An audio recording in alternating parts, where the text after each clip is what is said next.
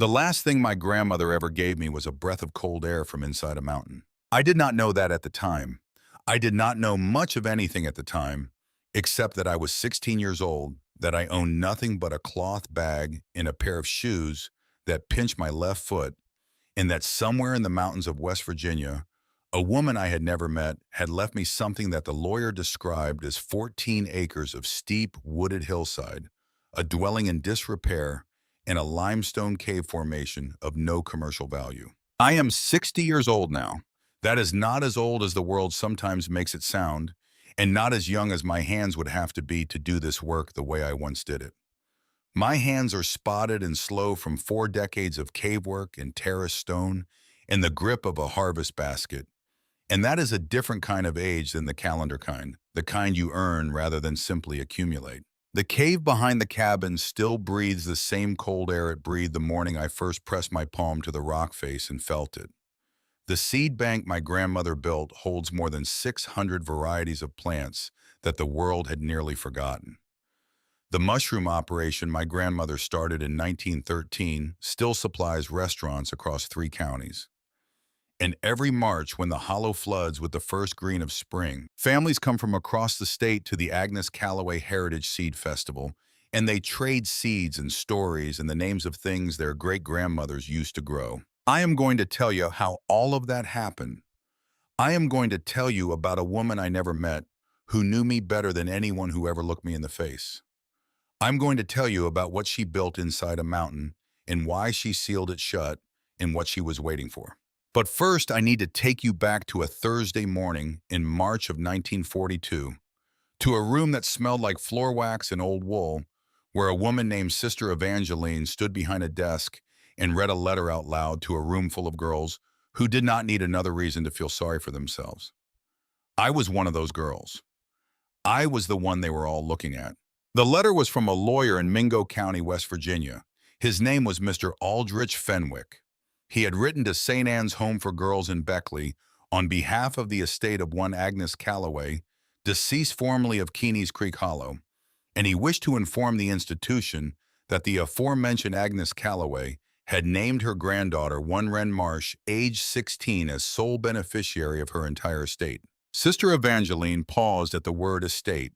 She let it hang in the air a moment before she kept reading, which told me everything I needed to know about what was coming next. The estate Mr. Fenwick's letter explained consisted of the following: 14 acres of steep wooded hillside in Keeney's Creek Hollow, Mingo County, West Virginia, a one-room cabin in significant disrepair, a small root cellar, and a limestone cave formation located behind the cabin, described in the county land records as being of no commercial value and currently inaccessible due to extensive overgrowth. Sister Evangeline looked up from the letter. She looked at me. Then she looked at the room, and something shifted in her expression, something small and unkind that she did not quite try to hide. She read the last part again. A limestone cave formation of no commercial value, currently inaccessible due to extensive overgrowth. One of the older girls laughed first, then 2 more. Then it moved through the room like water finding the lowest point of a floor, a ripple of laughter and quiet commentary, and that sound that girls in institutions make when someone else's misfortune briefly makes them feel better about their own. I did not cry. I had stopped crying at St. Anne's around the age of 12 when I understood that tears were a currency that bought nothing in a place like that. You could spend them freely and wake up the next morning just as poor as you had been the night before. So I sat in my chair with my hands flat on my knees, and I looked at a water stain on the wall above Sister Evangeline's head, and I waited for the room to finish. My name is Wren Marsh. My mother died of pneumonia in the winter of 1938 when I was 12 years old in a boarding house in Beckley, where we had been living since my father left the year before. He was a man who came and went like weather, and when he went for the last time, he did not leave a note. My mother worked as a seamstress until she could not. When she could not any longer, the state sent me to St. Anne's and the Sisters of St. Anne spent 4 years doing their best to make me into something useful: a laundress, a kitchen worker, a future wife for some man who needed steady hands more than he needed a conversation. I was none of those things. I was the girl who stole books from the donation box and read them under her blanket by candlelight. I was the girl who asked the science teacher at the public school, where we were sent 3 days a week to satisfy the state's education requirements, whether plants could feel the difference between sunlight and reflected light, and whether a mirror could trick a seedling into growing sideways. I was the girl who kept a notebook full of drawings, root systems and seed casings, and the branching patterns of veins on leaves, who once lost 30 minutes watching a tendril of wild grape work its way around a fence post and got herself extra kitchen duties for it. I was not a girl people expected to inherit anything, and I had never heard the name Agnes Calloway in my life. That night, after the room was quiet and the other girls were asleep, I lay on my cot and stared at the ceiling and thought about a woman I had never met who had apparently thought about me enough to leave me the only thing she owned. I did not feel grateful.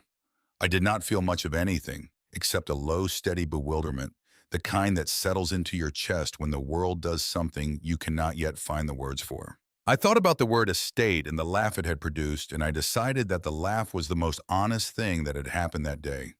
14 acres of steep hillside, a cabin that needed work, a cave nobody could get into.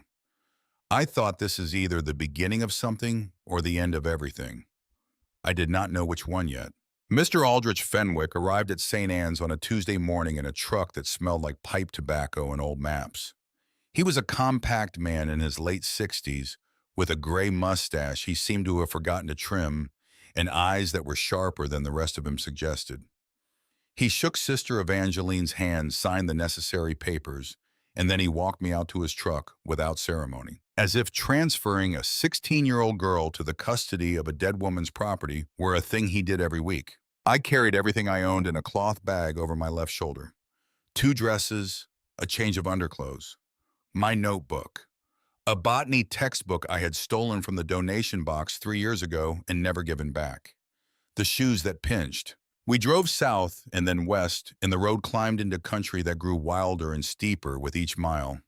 The trees were bare still late March, bare the kind of bare that looks final until it suddenly isn't. Ridges rose on either side of the valley, and the sky narrowed to a strip above us, and the coal trucks came the other direction in slow, heavy processions, their beds piled black. Mr. Fenwick did not say much for the first hour. He smoked a pipe with quiet concentration and kept both hands on the wheel on the curves, which came frequently. When he did speak, it was in the measured way of a man who had learned that most things worth saying did not need much decoration. He told me that Agnes Calloway had come to Keeney's Creek Hollow in 1910 as a young widow from North Carolina, that she had found the land and the cabin and had lived there alone for more than 30 years, that she had not come to town often, twice a year at most, and that she had not encouraged visitors, and that most people in the county knew of her without knowing much about her, which in that part of the world was a distinction that mattered. She grew things, he said. People knew that about her. She had a garden that other people talked about, though most of them had never seen it. I asked whether she had family besides me. He thought about that for a moment longer than the question seemed to require. No, he said, not that I know of. You're all she listed. I asked whether she had ever mentioned me. He took the pipe from his mouth and rested it on his knee and looked at the road. This is what he said. He said that Agnes Calloway had come to his office in the fall of 1939, that she had sat across from his desk for the better part of an hour, arranging and then rearranging a sealed envelope on her knee, that the envelope had a name written on the outside in a careful, deliberate hand. His name, Mr. Fenwick's, on one line, and below it in smaller letters, her instructions, to be held until my death and delivered unopened to Wren Marsh St. Anne's Home for Girls, Beckley, West Virginia. Only her. He said he had asked her then whether she wanted to explain the circumstances. She had said no. He had asked whether there was anything else he should know. She had said, give the girl time. Whatever she finds, give her time to understand it. He put the pipe back in his mouth. That was all she told me, he said. I sat with that for a long while. The truck climbed, the ridges closed in. A creek appeared beside the road, running fast and cold and clear over flat limestone shelves. I asked him what she died of. Lungs, he said. She'd had trouble with them for years. The doctor in Williamson said she'd been managing it longer than anyone should have been able to. Stubborn woman. His voice had something in it when he said that. Not quite admiration and not quite sorrow, but something that lived in the country between them. We turned off the main road onto a dirt track that became within a quarter mile more of a suggestion than a road. Two ruts in the mud cutting between stands of rhododendrons so dense the branches touched overhead and made a tunnel of them. The truck moved through it at a walking pace, branches dragging along the roof. Mr. Fenwick stopped at the end of the track, where the rhododendron gave way to a small clearing. He reached into the glove compartment and produced a key on a length of twine in a $5 bill folded once. He held them both out. "The cabin is about a quarter mile up," he said. "Follow the creek. The cave is behind the cabin somewhere in the hillside. I've never been inside. Don't know anyone who has not in recent years. The whole entrance got swallowed up by kudzu and wild grape. Your grandmother never cleared it?" I asked why not.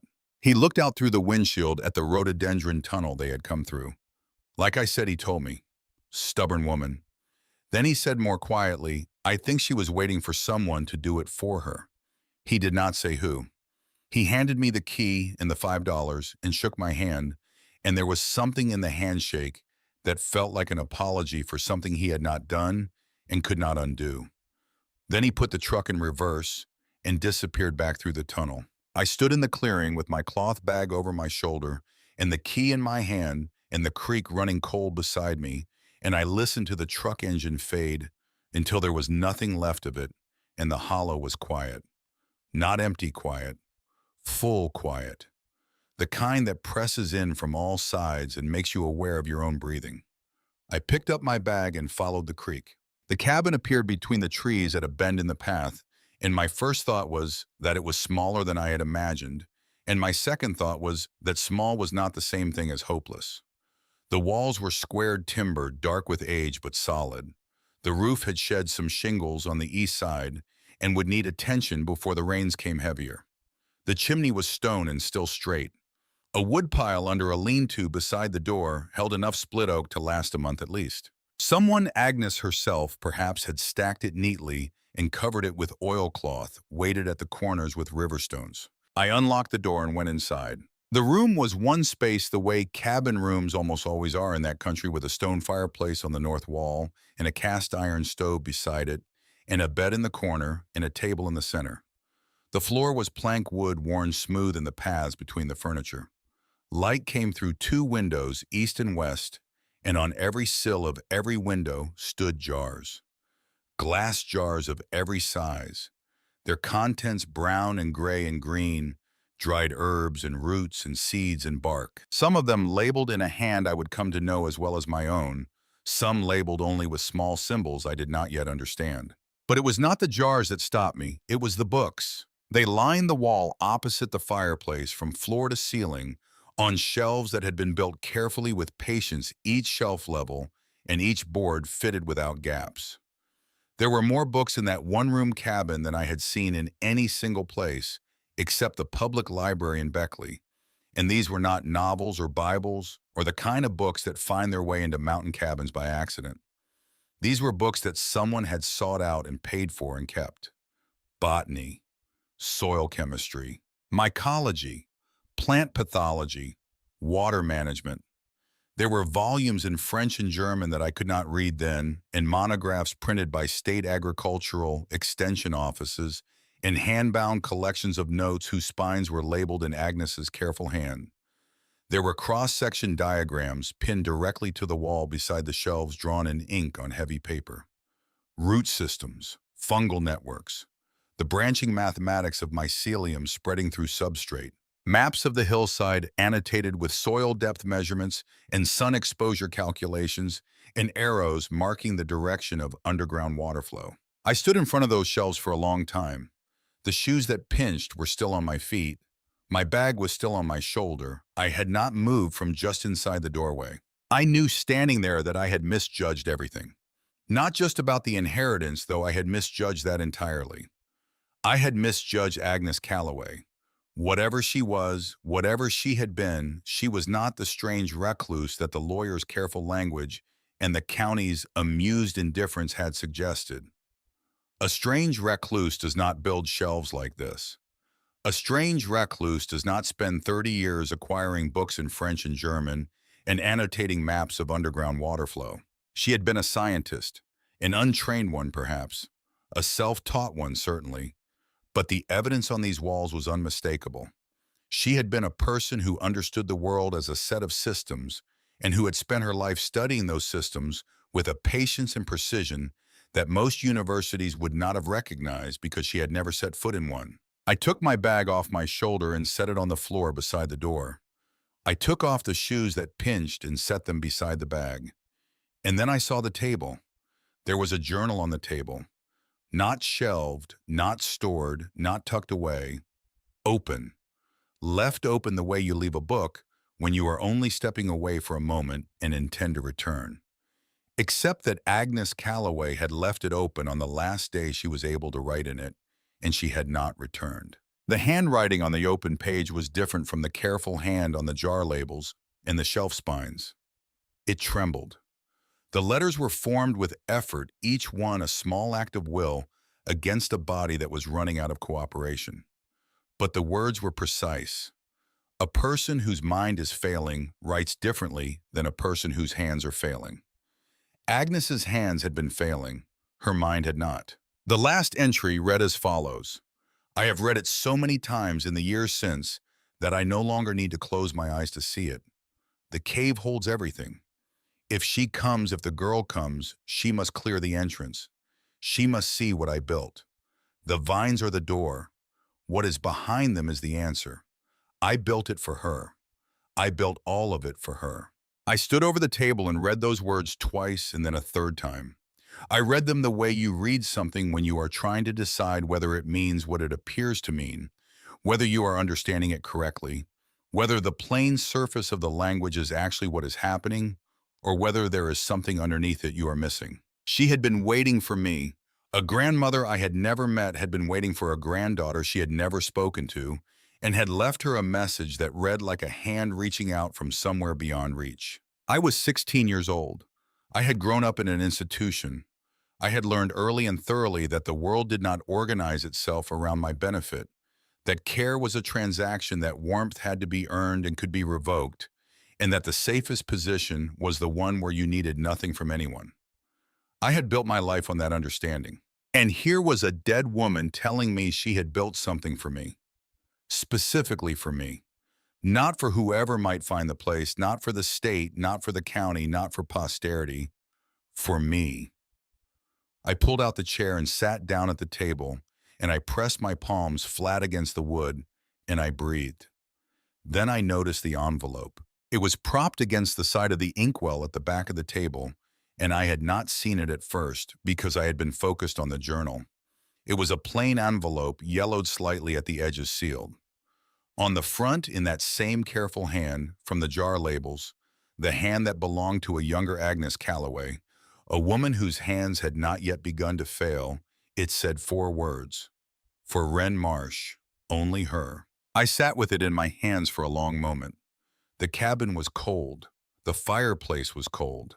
The air smelled of dried herbs and old paper and the mineral smell of mountain stone that I would later learn to associate with the cave, because the cave was always breathing its cool breath into the hollow, and some of it found its way through the cabin walls.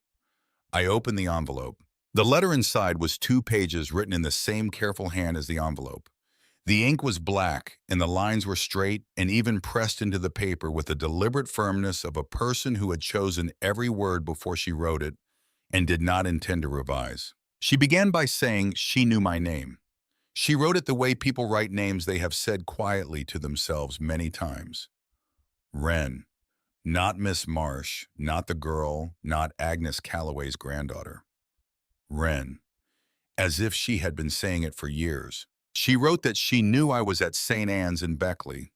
She knew I had been there since 1938, since my mother died.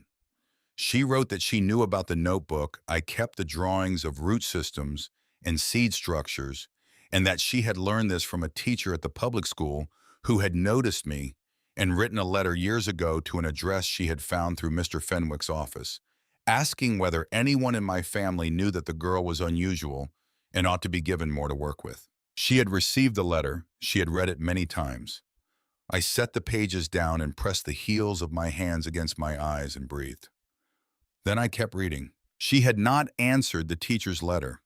She had sat with it for weeks, and she had thought about what it meant to have a granddaughter she had never met, who was sitting in a room full of donated books, drawing pictures of root systems by candlelight, and she had made a decision that she knew was the wrong one, and that she made anyway because she believed she did not have a choice. In the fall of 1939, she wrote, I came to Beckley. She had taken the bus. It had taken most of a day to get there from the Hollow. She had walked from the bus station to the address the teacher's letter had given her, which was St. Anne's, and she had stood outside the iron fence that ran along the front of the property, and she had waited. She had waited for 2 hours. She wrote this without apology or complaint the way a person reports a fact. 2 hours, standing. In October, she was already sick then. She did not say so in so many words, but later reading her other journals, I would understand that by 1939 she had been managing the lung trouble for 2 years and that the trip to Beckley had cost her more than she let on. I came out through the front door of St. Anne's at 3 in the afternoon, she wrote, because I had free hour on Wednesday afternoons, and I always spent mine in the side yard under the sycamore tree where there was a stone bench and where the gap in the rhododendron hedge was large enough to give a view of the hill above the creek. She had watched me come out. She had watched me sit down on the bench with my notebook and open it to a blank page and begin to draw something, tilting my head to study what I was drawing the way a person does when they are trying to get the proportions right. She wrote that she stood there for a long time. She wrote that she started toward the gate and stopped. She wrote that she did this more than once. And then she wrote what she had decided, and this is the part of the letter I have read the most times in the years since the part I have gone back to in the difficult seasons of my life to read again. She wrote it plainly the way she wrote everything, without ornament or deflection. I could give you myself, she wrote, a grandmother, a living person who would have known you and held you and answered your questions. I know what that would have meant to a girl in your situation. I am not foolish enough to believe it would have meant nothing. But I was dying Wren. I had at most 2 or 3 years, and most of that time I would need to spend working.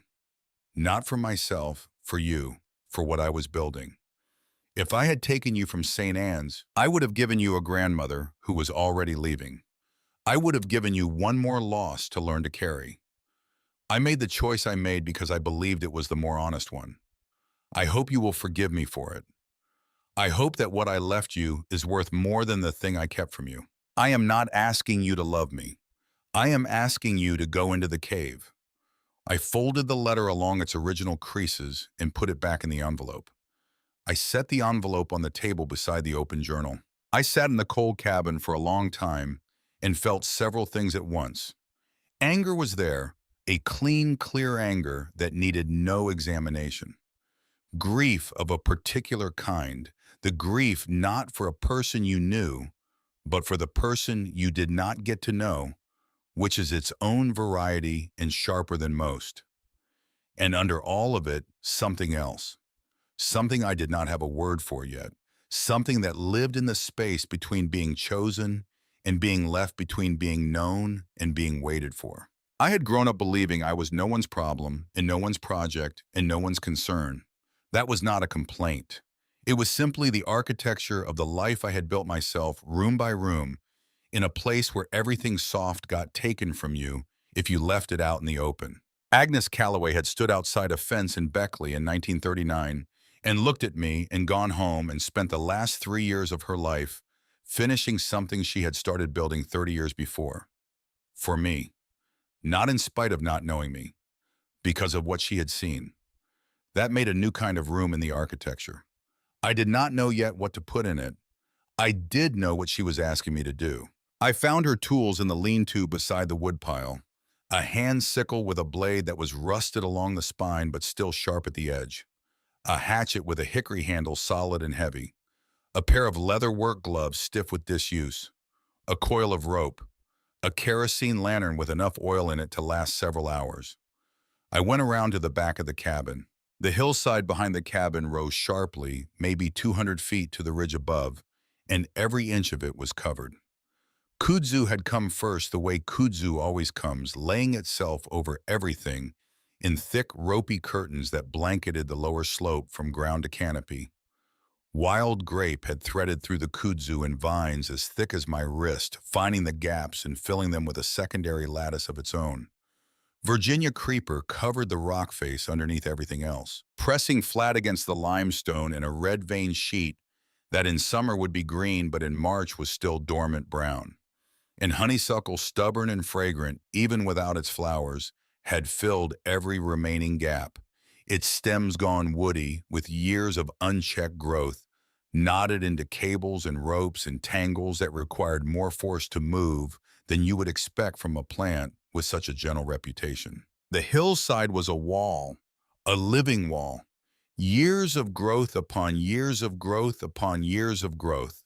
Each season adding another layer, another fastening, another connection between root and rock, and root until the whole thing had become something that was less a hillside, with plants on it, than a single dense organism that happened to contain a hillside somewhere inside it. I stood at the base of it for a long time. I looked at it the way my grandmother had once looked at a gate in Beckley. Then I put on the leather gloves and picked up the sickle and started. The first day I made almost no visible progress. I pulled vines and cut stems and hacked at grape canes that had gone woody to the diameter of saplings, and by the time the light failed, I had cleared maybe 8 feet of width along the base of the cliff and perhaps 4 feet up from the ground. My hands were blistered inside the gloves. My arms ached in the long muscles from wrist to shoulder. I had sweated through my dress in the morning cold, and then gotten cold in the afternoon when I stopped moving. I went inside and ate the rest of the cornmeal I had found in the cabin, cooked with creek water over the stove, and I slept the flat, used-up sleep of genuine exhaustion. The second day was harder. The blisters broke and the gloves rubbed the raw skin, and the vine stems were thicker in the middle section of the wall, where they had had more years to establish. I worked steadily. I pulled and pulled again, and I piled the cut material in mounds behind me that grew taller than my head. I found the root systems of the older grapevines going down into cracks in the limestone, anchored so deeply that pulling them was less like gardening and more like excavation. I dug at them with the hatchet blade and loosened them and pulled, and sometimes they came and sometimes they did not. And when they did not come, I cut them as close to the base as I could get and moved on.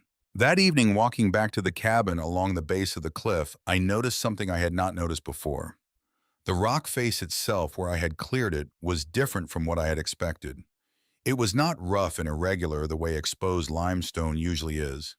It had been shaped, not by water or not only by water. Some sections of it showed marks that were too regular to be natural shallow channels cut horizontally into the rock face. Parallel lines spaced about a foot apart, running along the cliff in both directions from where I was standing. I touched them with my fingers. They were old. The edges were worn smooth by weather and decades of growth. But someone had made them. Someone had stood at this rock face with a tool and cut these channels deliberately. I did not sleep as well that night. The third day the work changed. I was working along the rock face in the middle of the morning, pulling kudzu in long sheets that came away from the limestone with a tearing sound that echoed off the hollow walls when I felt it. I had my face close to the rock, both hands full of vine stems, leaning into the work, and the air that came out of the crack in the limestone hit me full in the face without warning. Not a draft, not wind, something different, something steady and purposeful, the way a breath is steady and purposeful, the way a living thing exhales without trying. The air was cold, maybe 20 degrees colder than the March morning outside, and it was damp and it carried a mineral smell, limestone and water, and something green beneath it, and it was constant pressing outward against my face with a gentle, continuous pressure. I went still. I had read enough of my grandmother's books in the 2 nights I had spent in the cabin to know what it meant.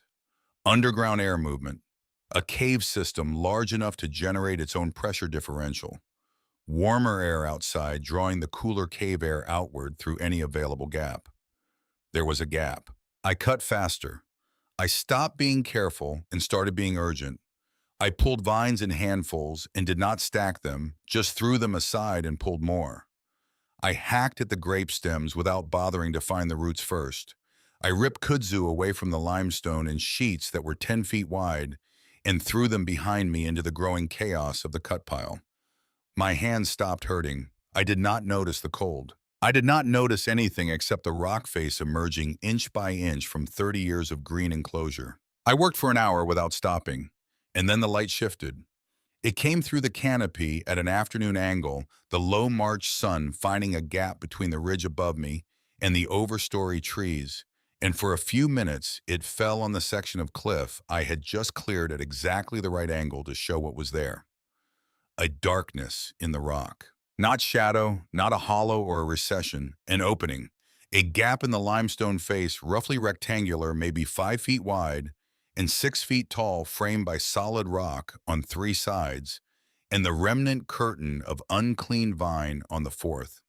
And above the opening, barely visible beneath the last layer of growth, I had not yet reached something carved into the limestone. Letters, numbers, chiseled into the stone with patient, deliberate strokes that had waited 30 years for someone to uncover them. I climbed up the pile of cleared vine stems and cut away the last of the growth above the opening and stood back. A. Calloway, 1913. My grandmother had marked this cave in the year she claimed it, the year she had first stepped inside it, and known what she was standing in 29 years before I stood outside it. She had carved her name into the stone above the door of a place she intended to spend the rest of her life building, and then she had let the world grow over it and waited. The kerosene lantern was at the cabin. I walked back to get it. I carried it the way you carry something you do not want to spill. I lit it inside the cabin where the air was still enough to keep the match alive, and I carried it back down the hillside path with both hands sheltering the flame with my body. I stood at the opening for a moment. The cold air pressed against my face. The lantern light reached maybe 10 feet into the darkness and then stopped, absorbed by the curve of the passage beyond.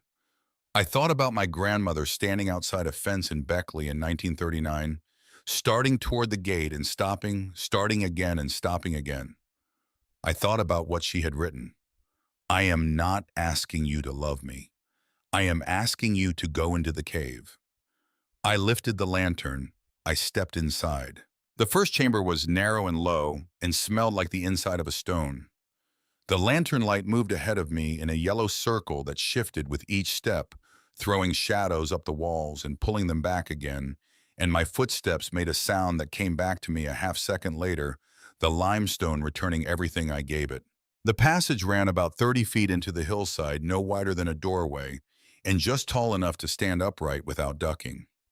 The walls were wet. Water seeped through the rock in thin films that caught the lantern light and held it.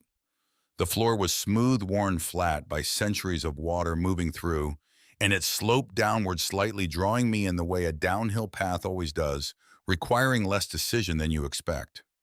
Then the passage opened. I did not see it coming.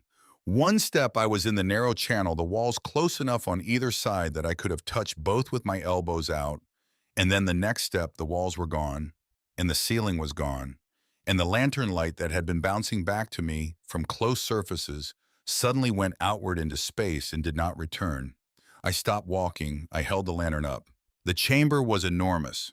Not large in the way that rooms in fine houses are large, with their proportioned ceilings and their deliberate dimensions.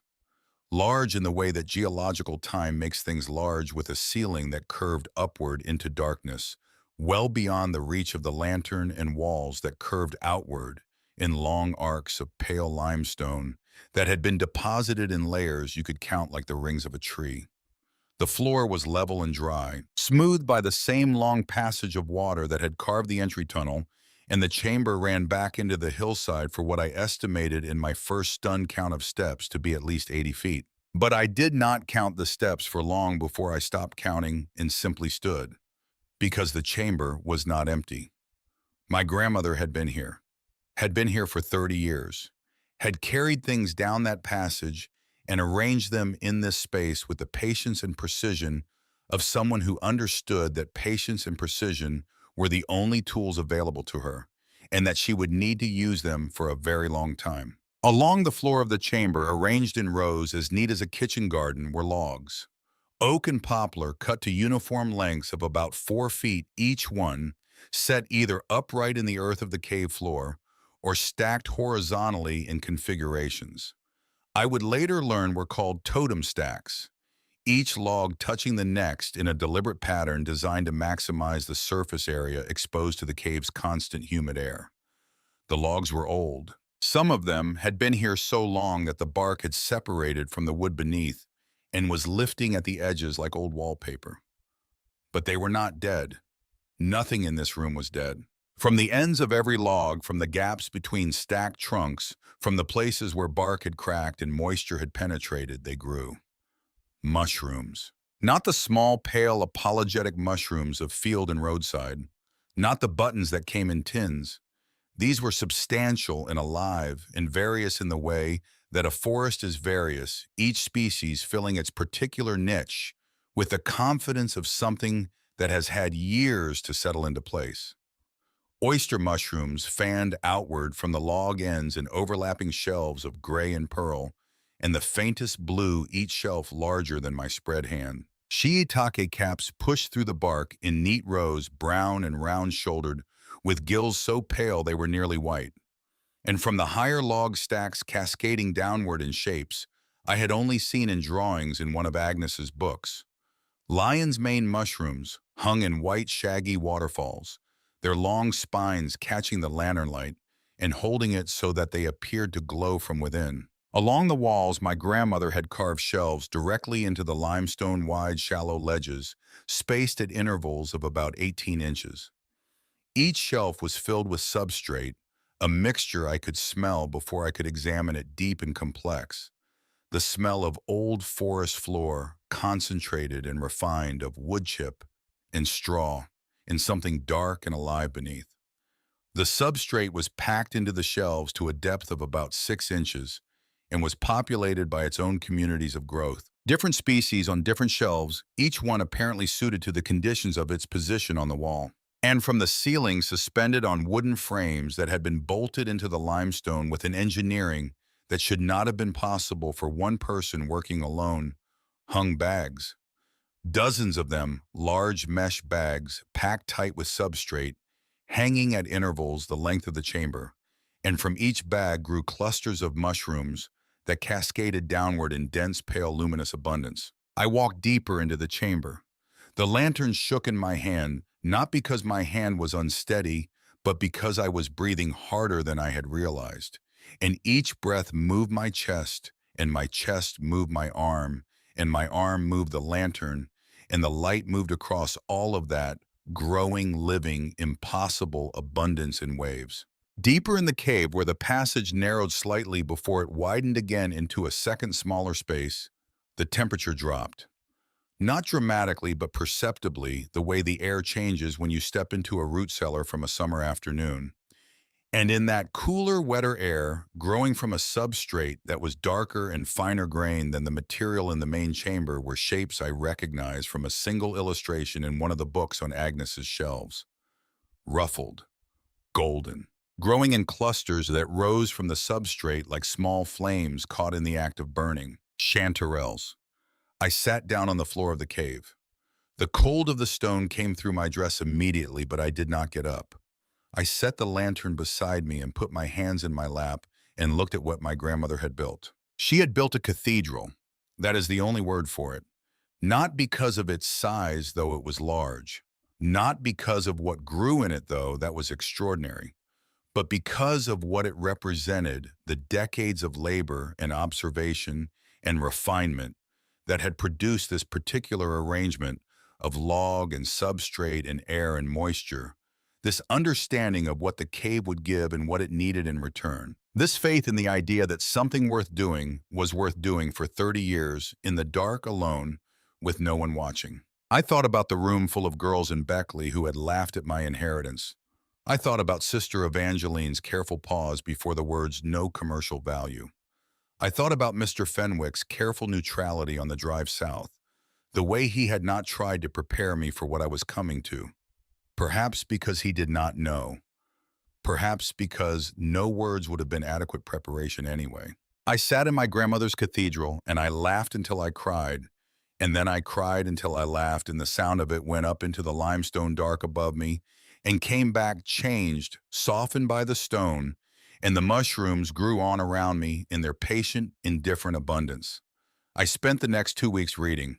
Agnes had kept 6 journals, which I found in a trunk under the bed on my second day in the cabin, wrapped in oilcloth and tied with cotton cord.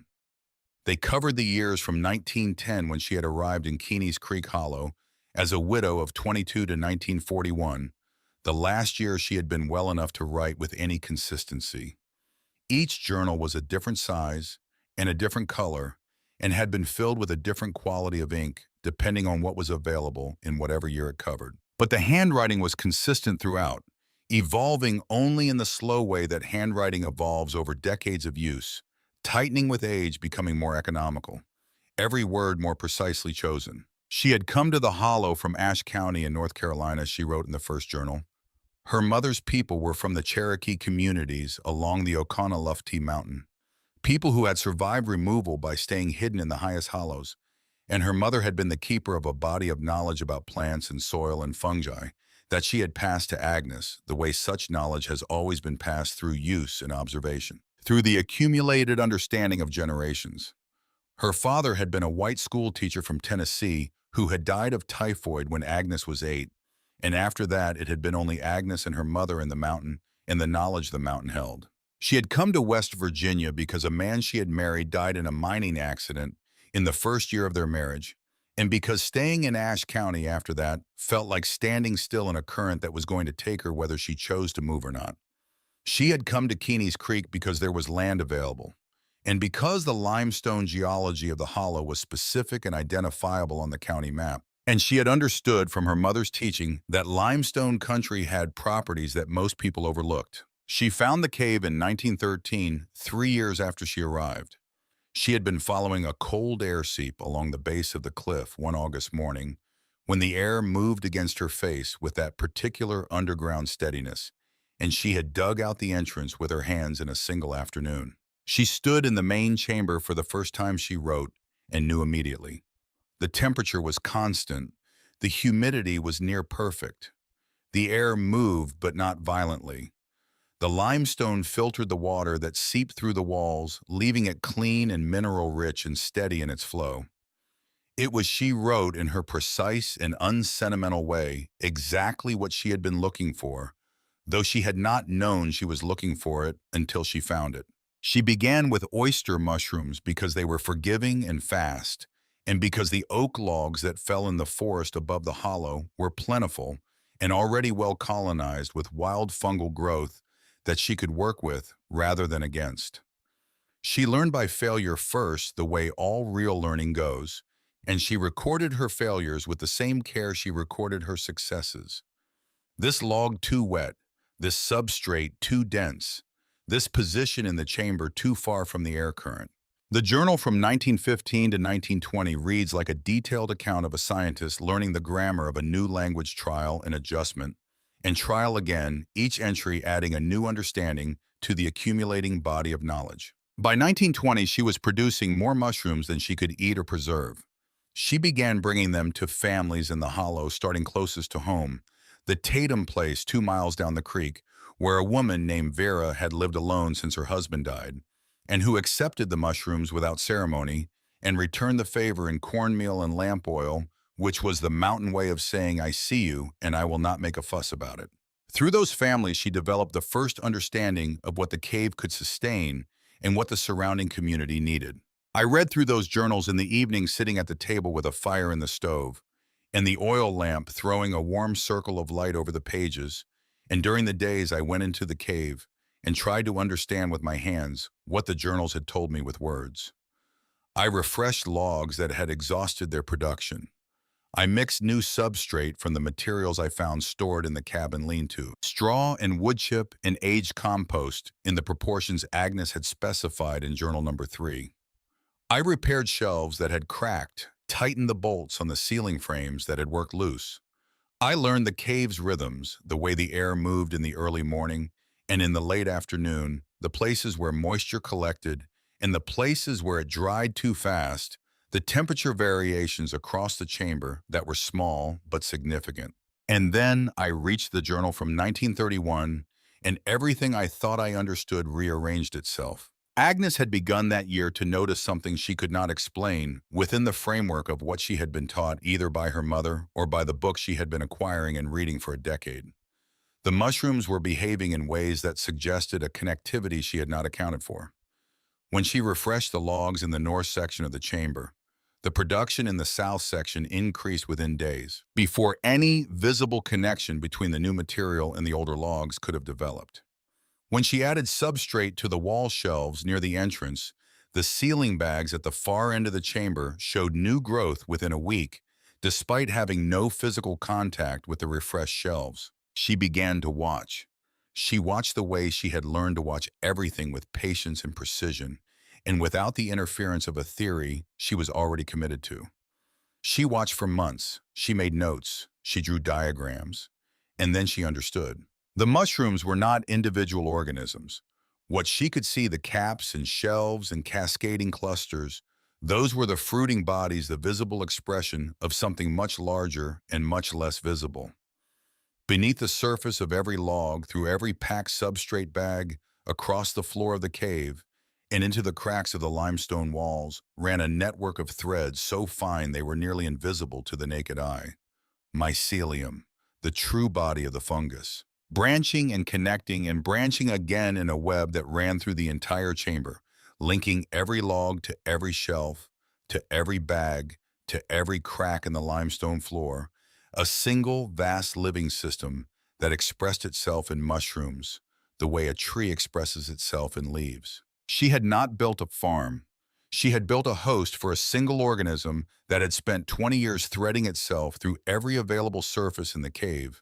And that organism was so thoroughly established, so deeply integrated into the limestone, in the wood and the substrate, that it was now effectively impossible to damage or destroy by any ordinary means. She wrote in that 1931 journal, in a passage I have returned to so many times that I know it by heart, the way you know a prayer. The mushrooms are not separate things.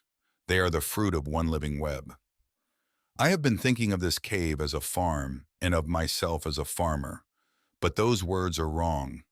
The cave is a body. The mycelium is its blood. What I have been doing is not farming. It is midwifery. I have been helping a living thing become more fully itself. Feed the network and it feeds you. But it is not a transaction. It is a relationship. One that began before I arrived and that will continue after I'm gone. I read that passage sitting on the cave floor with the lantern beside me, and I looked at the ceiling frames with their cascading bags, and at the log rows with their patient caps and shelves, and at the walls with their carved ledges, and I thought about a woman working alone in the dark for 30 years, developing a theory of interconnection that the scientific community would not formally articulate for another 4 decades. She had known. She had known without the language to call it what it was, without the institutional support to verify it, without anyone to tell her that what she was observing was real and significant, and would eventually be recognized as one of the foundational insights of modern ecology. She had known because she had been patient enough and attentive enough and humble enough before the evidence to let the evidence tell her what was true. I closed the journal and sat in the cave and felt for the first time since I had opened that letter in Sister Evangeline's office something that was not anger or grief or bewilderment, something quieter and more durable, something that had a direction to it. The woman appeared at my door on a Monday morning in the second week of April. She was perhaps 68 years old with a face that had been shaped by outdoor weather over many decades into a kind of authority that has nothing to do with position or title. She was carrying a jar of amber honey and wearing an expression of profound and unapologetic assessment. She looked me up and down the way you look at a piece of structural timber you are considering trusting with some weight. "My name is Vera Tatum," she said. "I live 2 miles down the creek. Agnes told me you'd come." I said I had not been aware that anyone knew I was expected. "She knew," Vera said with a simplicity that closed the subject. She handed me the honey jar. "You're skinnier than I thought you'd be." Her voice was flat and direct in the way of a person who had used up all her social patience a long time ago and saw no reason to pretend otherwise. But she came inside without being asked, looked around the cabin with the familiarity of someone who had been there before, noted the changes I had made, which were minor, and sat down at the table. She had known Agnes for more than 20 years.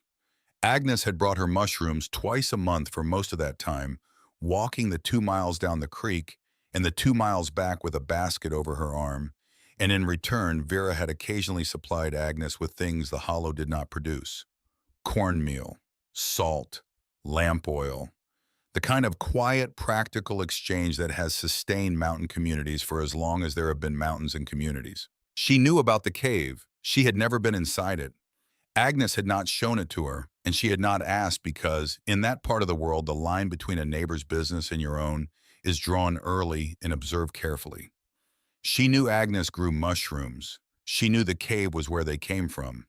She knew that Agnes had sealed the entrance years before and had not cleared it again, and she had inferred from the quality of Agnes's silences on the subject that there was a reason for this that she was not going to be told. She had come to see whether I was capable of keeping the place going. She told me with a directness that made the assessment feel more respectful than insulting.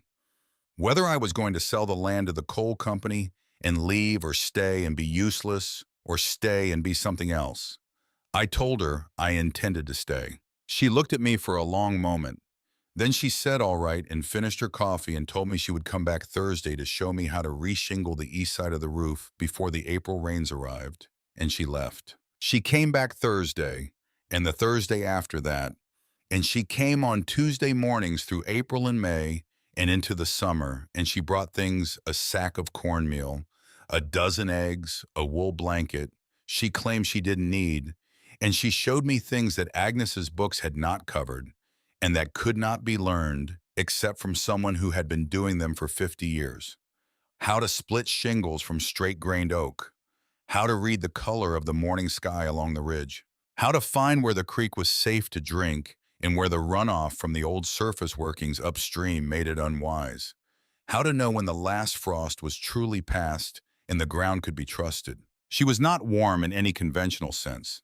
She did not offer encouragement or comfort or the kind of gentle reassurance that people who have led difficult lives sometimes seek in the people around them. What she offered was competence and consistency, which are rarer and more valuable, and which I understood because I had been taught to understand them by the same kind of life that had taught her to offer them. I began carrying mushrooms to Whitesville on Saturday mornings in late April. The walk was long, 12 miles round trip, and the reception was cool. Whitesville was a coal town in the late years of what coal towns are. Late years of tired and dusty and cautious about anything that came from outside its established understanding of things. A 16-year-old girl with a basket of cave mushrooms was several steps outside that understanding. People stopped and looked. Some of them asked what was wrong with them. Some asked why they looked like that. A man at the hardware counter told me with the confidence of someone who considers his opinion a public service that cave mushrooms were likely poisonous and that I ought to be ashamed of trying to sell them to honest people. I was not ashamed. I had read 3 different mycological texts on the specific species I was selling, and I could have explained their edibility and their nutritional value and their culinary properties in more detail than anyone in Whitesville wanted to hear. But I had also learned growing up at St. Anne's that the surest way to confirm a skeptic's suspicion is to appear to be trying too hard to change his mind. So I set up my basket and I answered questions when people asked them, and I did not argue when they didn't want to be answered, and I waited. The war was doing what wars do to the places left behind. The men were overseas, meat was rationed, money moved in smaller denominations and with more hesitation. The town had the quality of a place that is managing, but only just, and that has been managing for long enough that the effort of it has started to show around the edges. A woman named Lucille Baird found me on my 3rd Saturday. She was perhaps 40 years old and had 4 children visible behind her, and the look of a woman who had been calculating the same tight arithmetic for so long, it had become her natural expression. Her husband was in the Pacific, she mentioned without drama, the way people mention the weather. She bought a pound of oyster mushrooms for 10 cents. I watched her look at them, turn the bag over in her hands, look at me, look at the mushrooms again. I watched her do the arithmetic of risk and cost and need. She took them home. The following Saturday, she came back with her sister. The Saturday after that, her sister brought 3 neighbors. By the end of May, I had a line. The cave was producing with a generosity that still surprised me, despite everything I had read about what a mature mycelial network was capable of. The organism Agnes had spent 30 years cultivating had reached a depth and complexity of establishment that produced mushrooms the way an old apple tree produces apples abundantly and without requiring much persuasion in response to conditions that it had shaped over decades to suit itself exactly. I harvested 3 times a week. I refreshed logs and substrate on a rotation I had developed from Agnes's journals. I repaired and expanded the shelving. I learned to read the cave the way Agnes had taught herself to read it, by watching, by being consistent, by responding to what I found rather than imposing what I expected. And then in the 3rd week of May, I found the second room. Agnes had mentioned a back chamber in the 5th journal briefly, and in passing describing it as a cooler and drier space she had used for cold weather species that required different conditions than the main cave could offer. She had noted that access was restricted by a partial rockfall that she had found on a day when her back was troubling her and that she had intended to clear when she felt better. The journal then moved on to other matters, and I had not thought much about the passage because there was so much else to think about. But in the 3rd week of May, I was working near the back of the main chamber, clearing an accumulation of spent substrate from the area where the passage narrowed, and my lantern light found the gap in the wall that Agnes had described. It was not a rockfall in any natural sense. The rocks that filled the passage were limestone blocks, rough-edged and heavy, but they had been placed there, not fallen. You could tell by the way they fitted against each other, deliberate rather than random, stacked with the efficiency of someone who intended the obstruction to hold, but also intended it to be removable. It took me 2 full days to move them. I worked in the morning hours when the cave air was freshest and the lantern burned cleanest, carrying each block out and stacking it in the main chamber. Some of them were heavier than anything I should have been moving alone.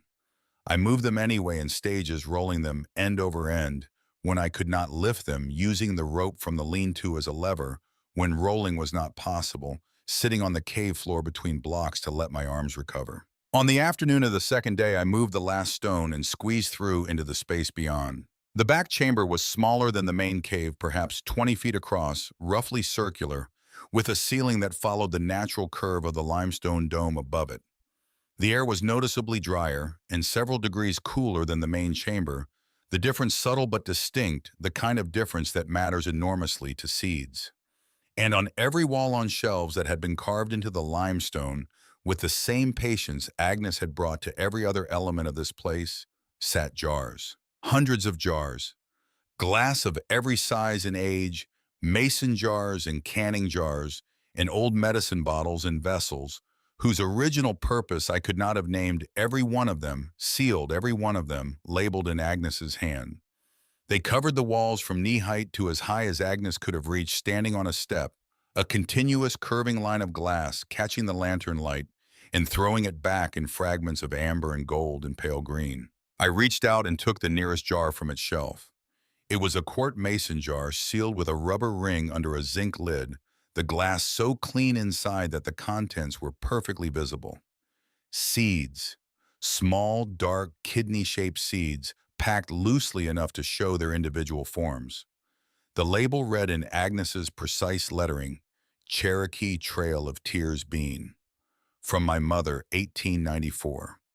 I stood with that jar in both hands, and I understood. Not in pieces the way understanding usually comes. All at once, the full weight of it arriving together. Agnes had not built one thing inside this mountain. She had built 2. The mushroom cultivation in the main chamber was the harvest. The thing that fed people, the thing that kept the land productive through the long decades of her isolation. But this room was something else entirely. This room was a library. A library written not in words but in seeds, in the living genetic material of 2 centuries of Cherokee and Appalachian farming tradition. In the varieties at the commercial seed companies and the hybrid agriculture extension programs, and the slow homogenization of American food production were systematically eliminating from the landscape. I walked along the shelves and read the labels. Cherokee purple tomato, bloody butcher corn, greasy back bean, candy roaster squash, turkey craw bean, mortgage lifter tomato, fish pepper, lemon drop pepper, rattlesnake pole bean, names that were not names so much as histories, small compressed accounts of the communities that had developed and preserved and passed on these particular plants over generations, each one adapted to specific soils and specific climates and specific culinary traditions that were themselves disappearing along with the seeds. Agnes had written about this in the sixth journal. The seed companies want farmers to buy new seeds every year. Hybrid seeds that don't breed true. Seeds that make you dependent on the company rather than on your own land. The Cherokee varieties, the ones my mother gave me, the ones her mother gave her, these are being replaced by commercial strains that yield more but mean less. I am saving what I can. The cave keeps them cool and dry. Seeds can remain viable for decades under the right conditions, and these are the right conditions. Someone must plant them again. Someone must hold them until the world is ready to understand what it is losing. And then, in the corner of the back chamber, on a low shelf near the floor, where I had to crouch to see it, I found the box. It was a small metal container, the kind that tobacco comes in its surface, rusted at the seams, but its lid sealed with a ring of what appeared to be beeswax, applied carefully around the joint to make it airtight. On the lid in a hand I recognized as Agnes's were two words, for Wren. I sat cross-legged on the cave floor with the box in my lap, and I worked the wax seal loose with my thumbnail and opened the lid. Inside was a folded document and a smaller folded paper clip to it. The document was 4 pages of handwritten notes in Agnes's most precise and deliberate hand, organized in columns with dates and names and measurements. The smaller paper was a letter, 2 paragraphs. The letter said, I am leaving you the tools and I am leaving you the weapon. The cave and the seeds are the tools. What is in this box is the weapon. Roy Dunbar's family stole 3 acres of the south-facing slope from me in 1936, using a document that I know to be fraudulent. I had no money for a lawyer and no standing in the county courts. I have spent 2 years collecting what evidence I could, and it is all here. I do not know how or when you will need it. I know only that you will need it, because men like Roy Dunbar do not stop wanting what they have decided belongs to them. Use what is in this box when the time comes. You will know when the time comes. I built the rest for your life. I built this for your survival. She had left me a farm and a library and a lawsuit. I studied those 4 pages for the next week. The document detailed what Agnes had found and how she had found it, specific dates and specific discrepancies, and the logic of her argument was clear and tight, and built with the same care she had brought to her substrate formulas and her mycelial network diagrams. At the center of it was a single factual inconsistency that she had identified and documented and cross-referenced with official records she had obtained somehow from the county clerk's office. The document Roy Dunbar had used to claim the south-facing slope in 1936 bore a date in that year. But the notarial seal pressed into it was a type that Agnes had confirmed through the county clerk was not approved for use in West Virginia until 1938. 2 years wrong. A small error. The kind of error that only someone who was looking for it would find. But Agnes had been looking for it, and she had found it. And she had documented her findings with copies she had obtained of the correct seal type from the county clerk's records. She had left me a case that was already half won. I only had to understand it well enough to finish it. In early June, I planted. The south-facing slope above the cabin was steep, but not unusable. Agnes had begun terracing work on the lower section years before, stacking limestone into low walls to hold soil on the hillside. And though the terraces had grown over in her final years, the structure of them was still there, still sound. I cleared them through May, cutting back the growth and repairing the walls where frost heave had displaced stones. And when the terraces were cleared, I composted spent substrate from the cave mushroom logs that had finished their productive life and the rich dark material from the deep shelves of the back chamber and mixed it into the thin mountain soil. Then I opened Agnes's jars, not all of them. I was not yet confident enough in my understanding of what I was holding to risk a full planting without more knowledge. But I selected 12 varieties, chose my quantities carefully from each jar, and returned the rest to their sealed storage in the back chamber. And I put those seeds into the terraced ground at the intervals and depths Agnes had noted in the sixth journal. The ground took them the way a body takes water after a long thirst. You could almost feel the soil absorbing the seeds, recognizing them the way you recognize something that belongs to you. I learned later that this was the mycelium at work.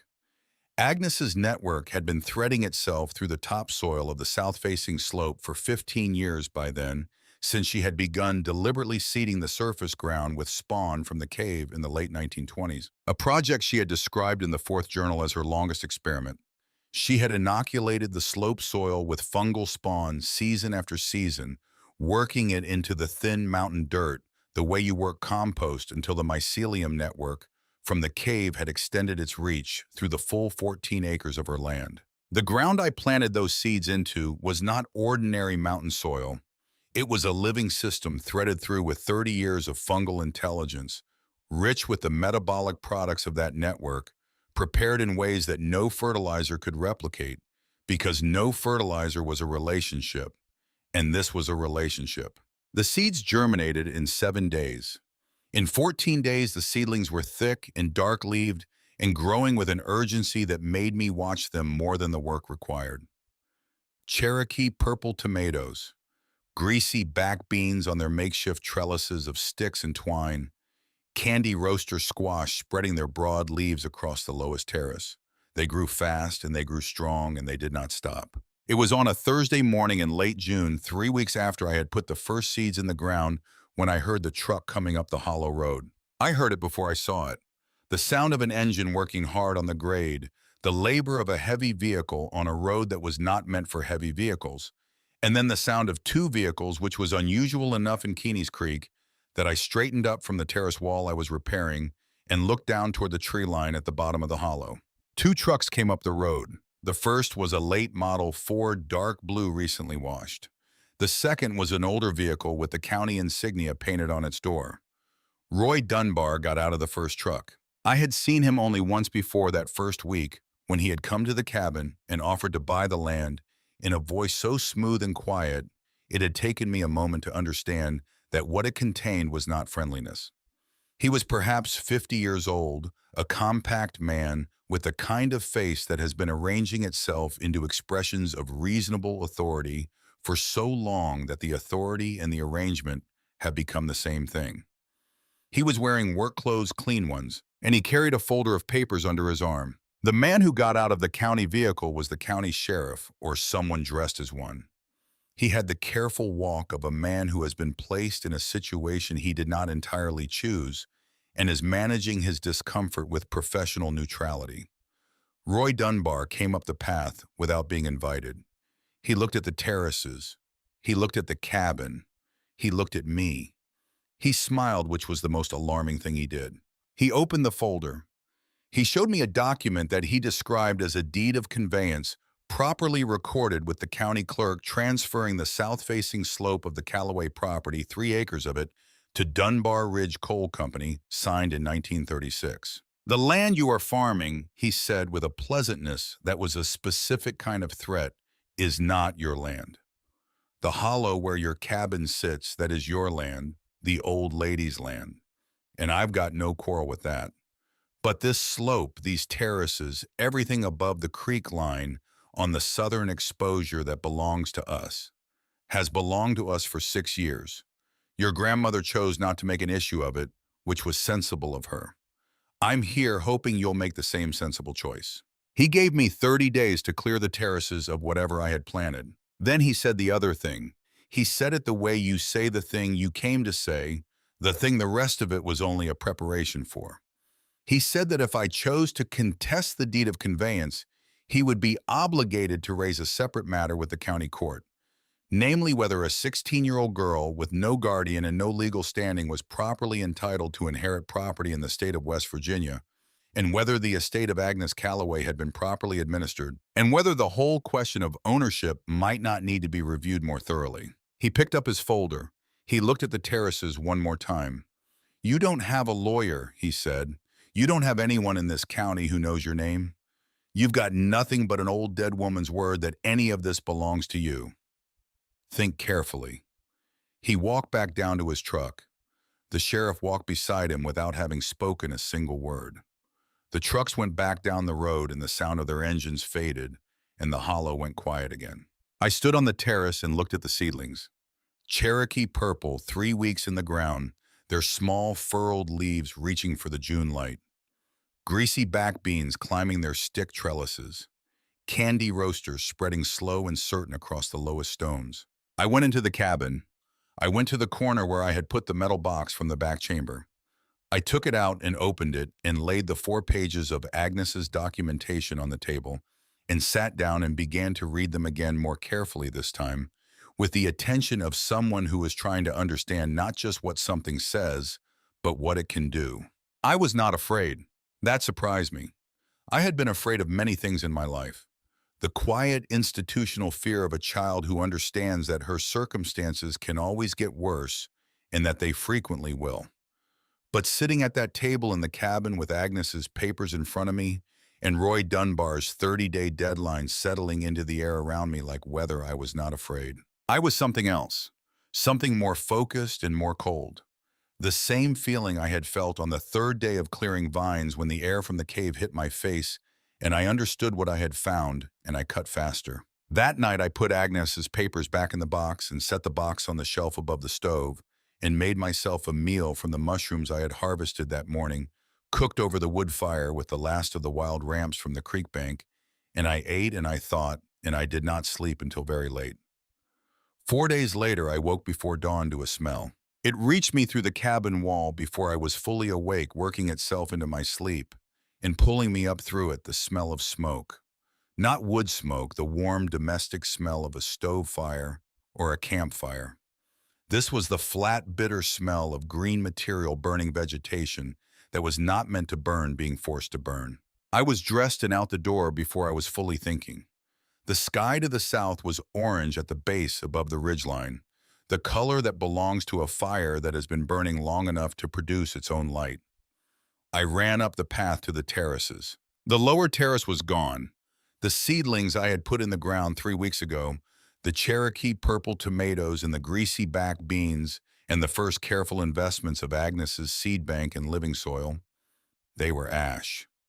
The fire had moved up from the bottom from the creek side, deliberately set and deliberately pointed uphill, and it had taken everything on the lower 2 terraces before the dew-wet upper stonework had stopped it.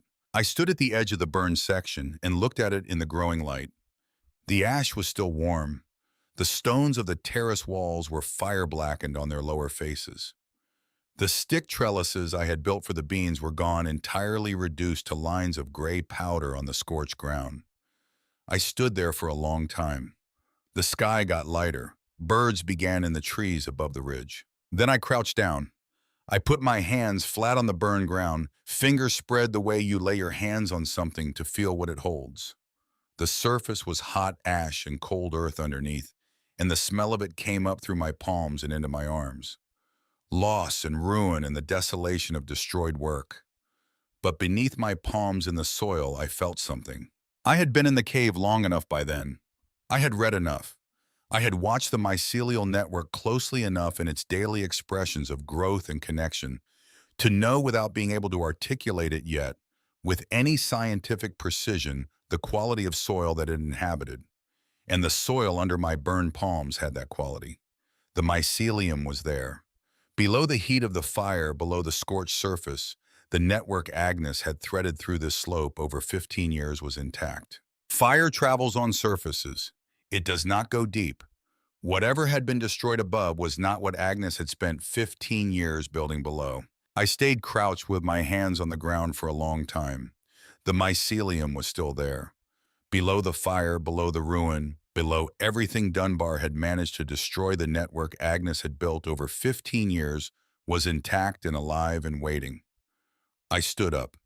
There was work to do. The sun cleared the eastern ridge before I moved from that terrace.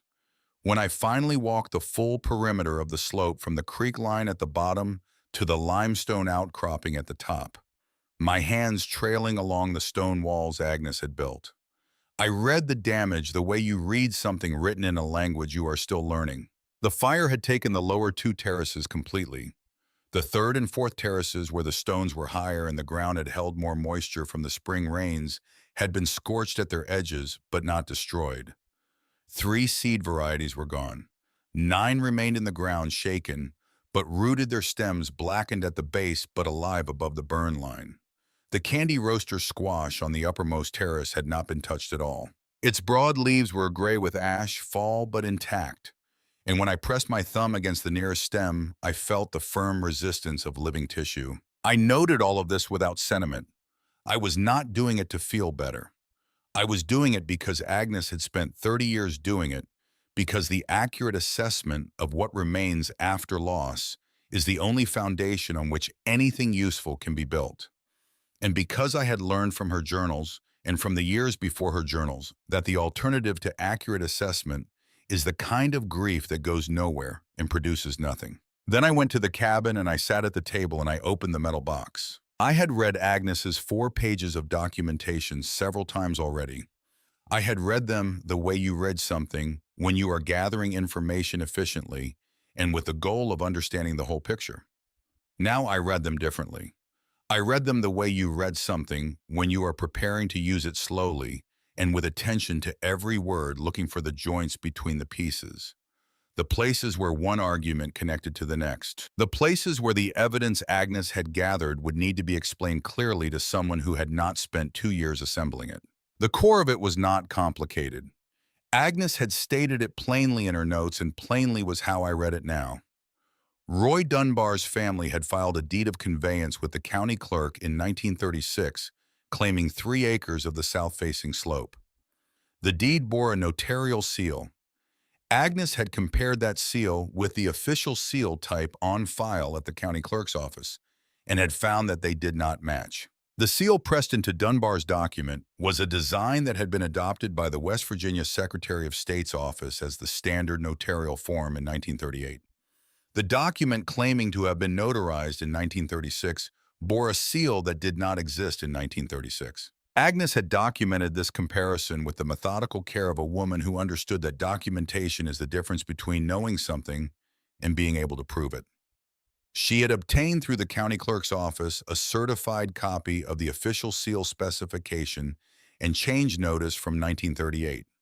She had traced both seals onto separate pieces of paper and noted the differences in a numbered list. She had attached signed statements from 2 neighbors who had been present at the original property boundary survey in 1929 and could testify to where the boundary lines had been drawn. She had also, with a thoroughness that I found both stunning and completely characteristic of everything I had come to understand about her, included a copy of the county recording statute that governed the requirements for valid deed registration in West Virginia, with the relevant passages underlined in the careful ink of a woman who had taught herself law, the same way she had taught herself mycology from books alone at night by the light of a lamp she had filled herself. She had built me a case.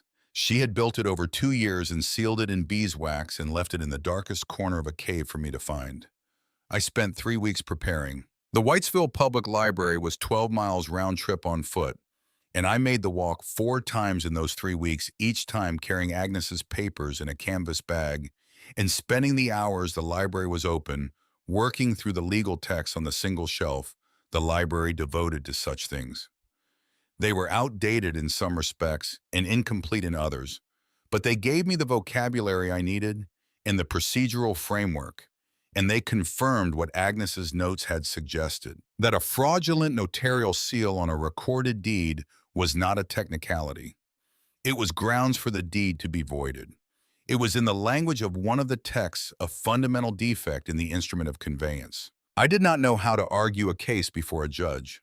I did not know the proper form for filing a motion or the correct way to address a court, or the procedural sequence of a property dispute in Mingo County. What I knew was how to read carefully and how to organize what I had read and how to present an argument in writing with enough clarity that the logic of it was visible to anyone who followed it without prejudice. I wrote my response to Dunbar's claim by hand at the table in the cabin in the evenings after the cave work was done. I wrote 3 drafts before I had one I thought was clear enough to submit. I described the property as Agnes had recorded it in the original 1910 deed. I described the Dunbar deed of conveyance and its stated date. I described the notarial seal and its discrepancy with the official seal type in use at that time. I attached Agnes's documentation as exhibits, numbered and referenced the way the legal text had shown me exhibits should be attached. I wrote a conclusion that stated what I was asking the court to do, which was to examine the exhibits, verify the discrepancy I had described, and declare the Dunbar deed void on grounds of fraudulent notarization. I did not use legal language I did not understand.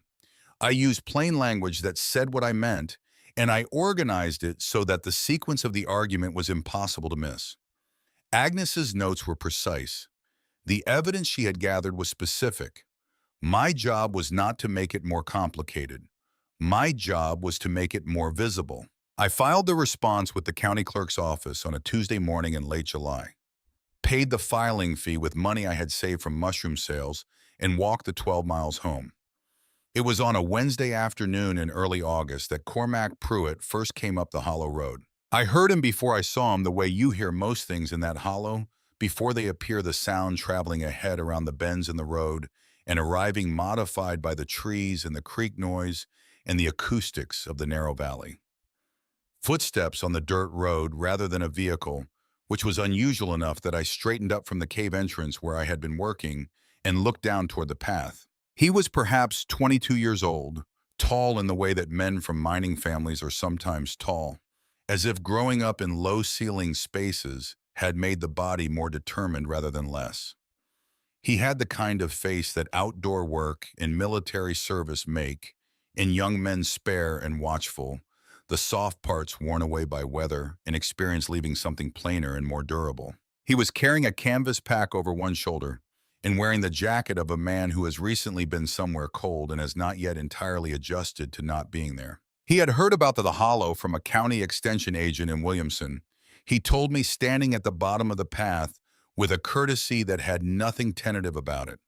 He had heard there was a girl growing things up in Keeney's Creek that nobody else had been able to grow varieties that the Extension Service didn't have records for. And he was interested in seeing them because he had spent the last 8 months at an agricultural college in Morgantown on the GI Bill, and he was trying to understand what was being lost from the mountain seed stock before it was gone entirely. I looked at him for a moment, then I said he could come up. He walked through the terraces without saying much, which was the right response. He crouched down at the third terrace where the surviving greasy back beans had put out new growth since the fire, their leaves reaching up through the ash-mixed soil with an insistence that I had found each morning quietly extraordinary. He looked at the burn marks on the lower stonework and did not ask about them. He touched the bean leaves with a careful light hand, the kind of touch that belongs to someone who has been taught that plants are information and that information is fragile. I took him into the cave. He stood in the main chamber the way everyone stands there the first time, with the stillness of a person whose category system has been interrupted and who is waiting for a new one to form. He looked at the log rows. He looked at the ceiling bags. He looked at the carved shelves on the walls. He was quiet for a long time. He said eventually, "How long has this been here?" I said 30 years. He nodded slowly, not in surprise exactly, but in the way you nod when something you suspected turns out to be true. I took him to the back chamber. I stood in the entrance and held up the lantern and let him see the walls of jars. 214 of them at that count, each one sealed, each one labeled, each one representing a variety that commercial agriculture had decided was not worth keeping and that my grandmother had decided was not worth losing. He stood there for a long time, longer than he had stood in the main chamber. I watched his face in the lantern light and saw a sequence of expressions that the seed vault produced in people who were capable of understanding what they were looking at. Surprise first, which was ordinary. Then something slower and more serious, a recalibration, a reassessment of the scale of what had been done here and the length of time it had taken to do it. And then in people who truly understood, a kind of grief that had nothing mournful about it, the grief of recognizing something precious that had been in danger of being lost. He said very quietly, "Does anyone know this is here? I said a county botanist was coming next month." He nodded. He stayed in the entrance to the chamber for another moment, looking at the jars. Then he turned around and we walked back through the main cave to the entrance, and in the late afternoon light of the hollow, he looked at the burned terraces again and then at me, and this time he did ask. I told him about Dunbar, about the deed, about the filing, about the 30 days that had become 37, and that I was waiting to hear from the county court. He listened without interrupting, which was rarer than it should have been, and which I noticed. When I finished, he said nothing about the legal situation, which I respected, because he understood correctly that there was nothing useful he could add to it. Instead, he said, "What do you need planted before September?" He stayed 4 days that first visit.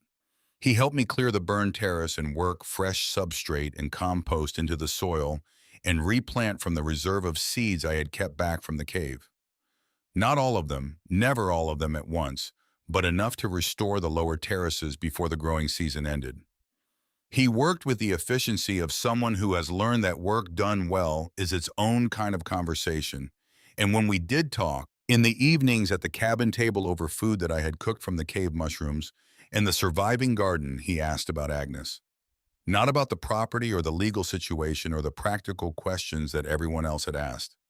About Agnes herself. What was she like, he asked. I told him I didn't know.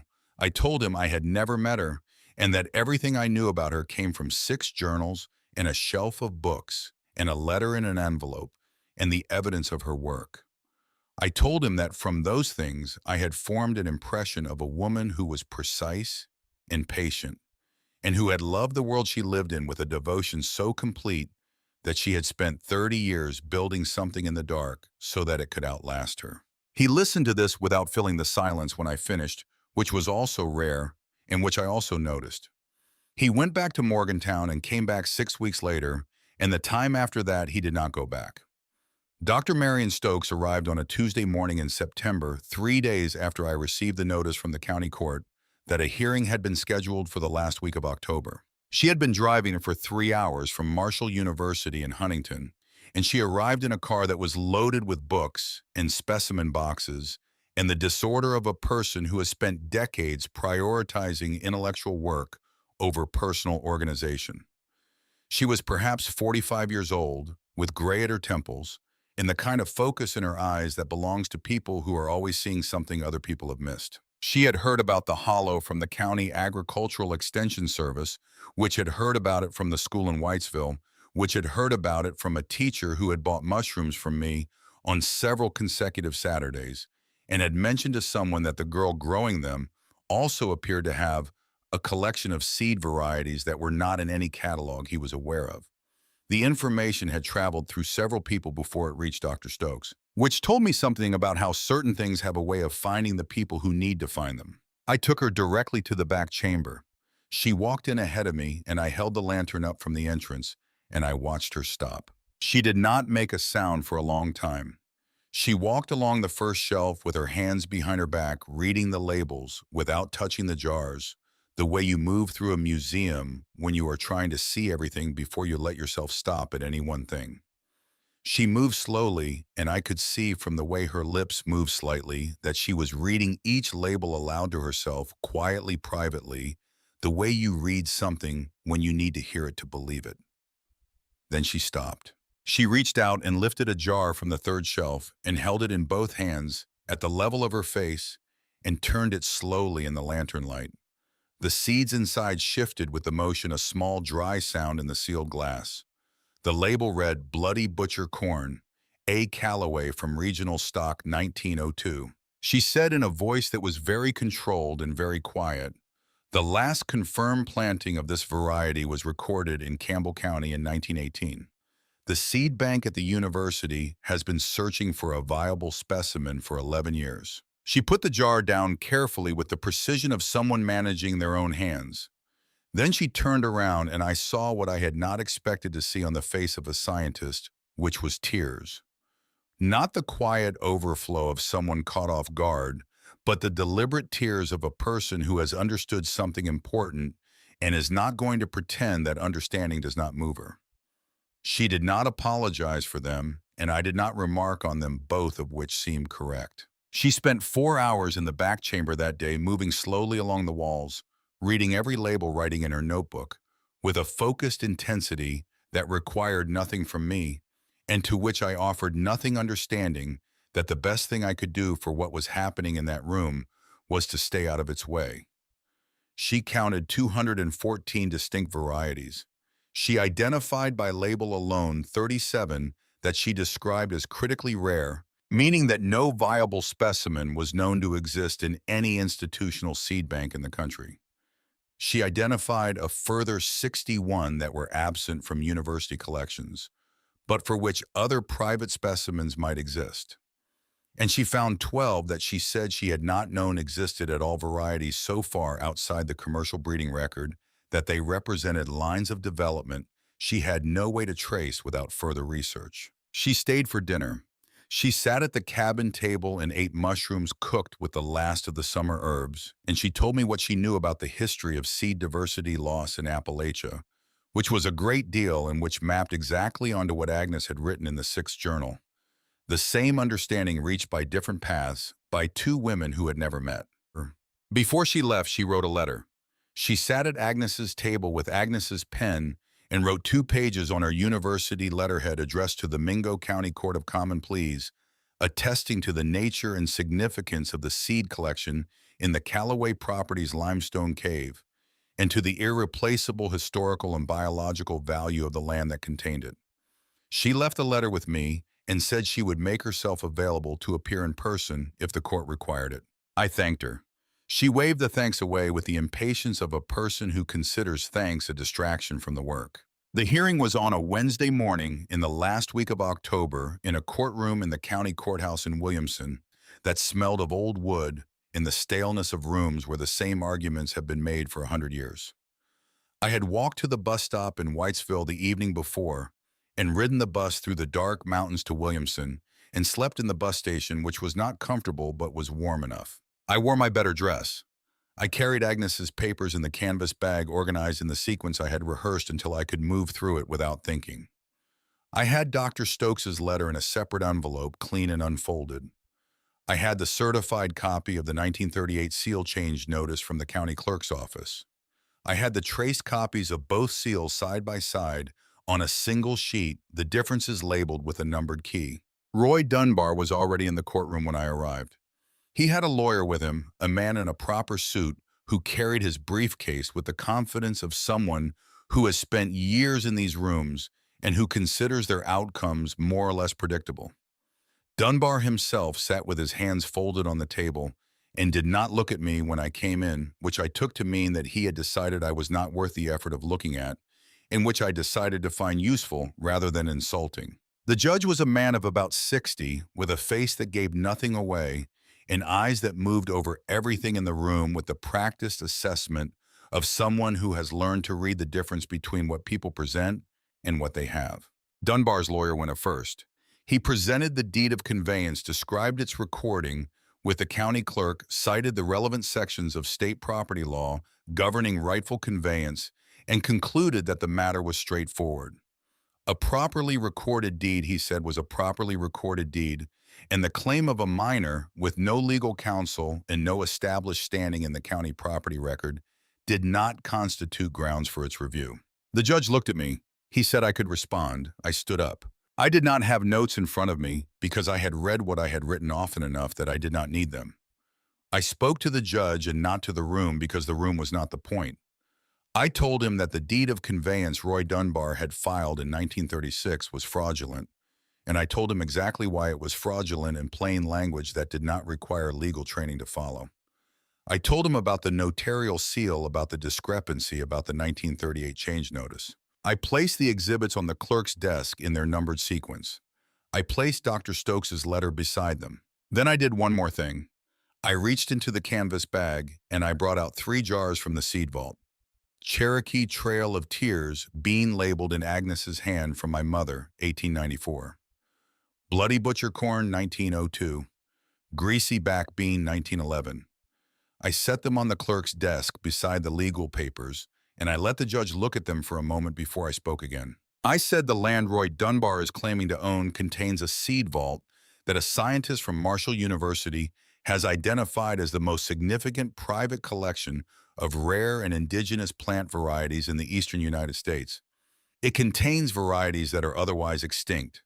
It contains the life's work of a woman who spent 30 years building something that she understood was irreplaceable, because she understood what was being lost, and she decided that she was going to save what she could.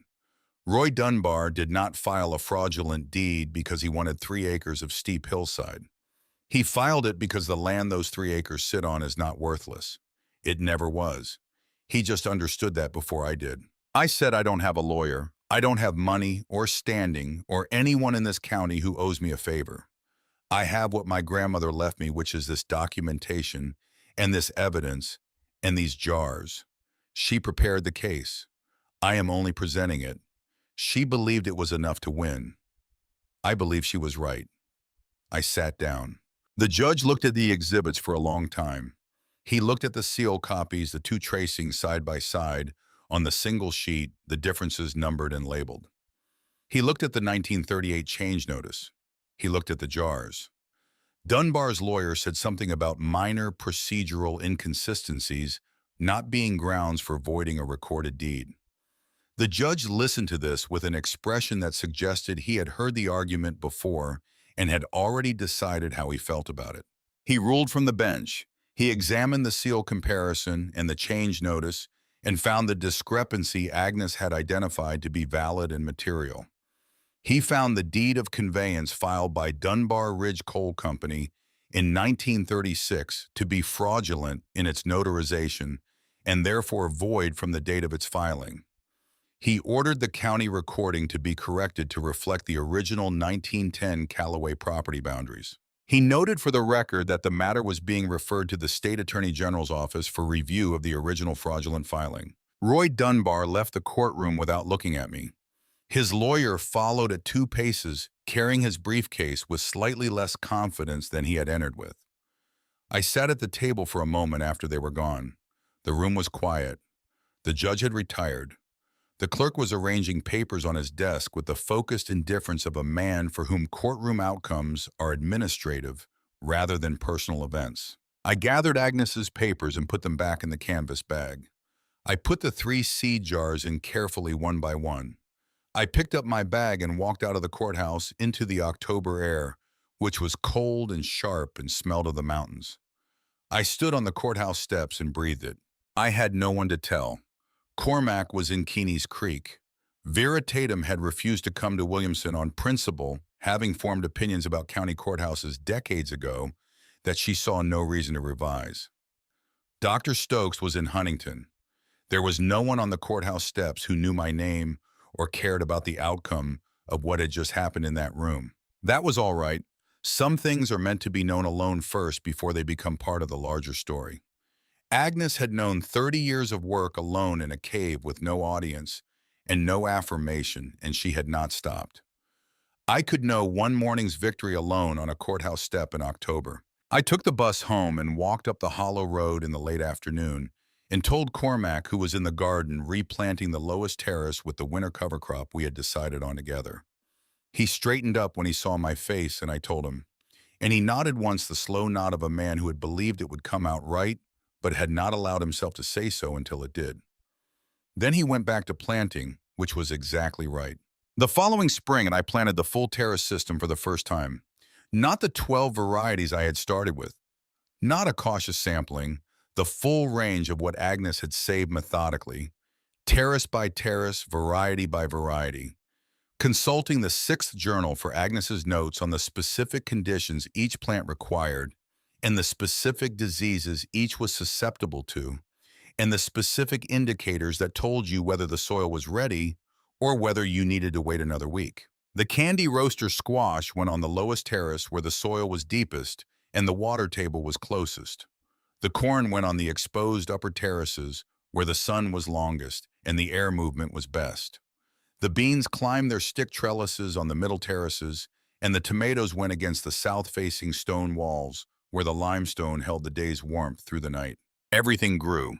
It grew the way things grow in soil that has been prepared by decades of patient cultivation with an abundance that was not casual or accidental, but earned the result of a relationship between land and keeper that had been building since before I was born. Cherokee purple tomatoes, the color of old bruises so sweet they made you close your eyes. Greasy back beans climbing 10 feet and producing pods until the first hard frost. Candy roaster squash swelling to weights that required two hands to carry and storing through the full winter in the root cellar without losing their sweetness. People came from Whitesville. They came from further. They came the way people have always come, to places where food grows that is better than the food they have known, following word of mouth through the network of knowledge that moves through communities too poor to waste information.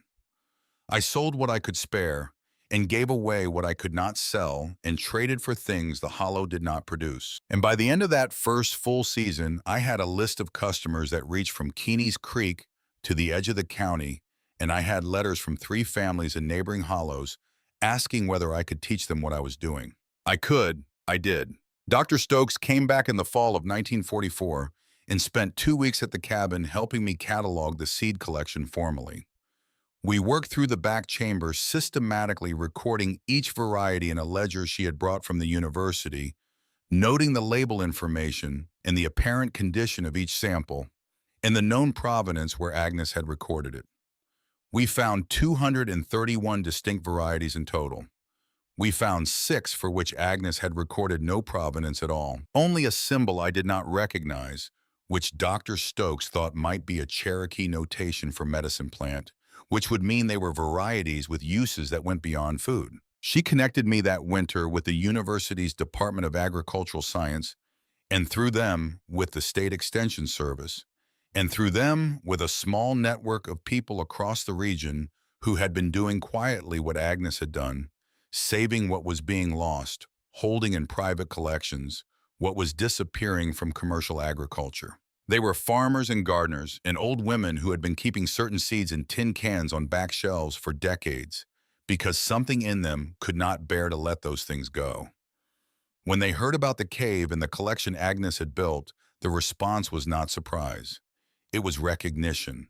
The recognition of people who have been doing something alone and have just discovered they were not alone.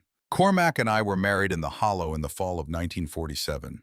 Vera Tatum came wearing a dress that suggested she had made some effort with the occasion while maintaining plausible deniability about having done so.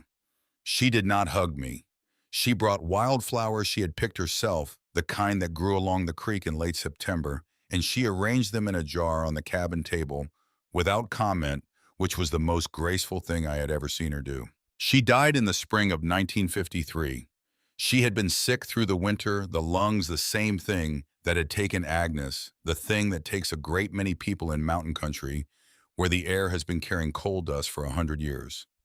She died on a bright morning in April, which seemed wrong, and also somehow exactly right because Vera Tatum would not have approved of dying on a gloomy day. I buried her on the hill above the cabin, where the ridge curved back to give a long view down the hollow to where the creek bent south and disappeared into the trees.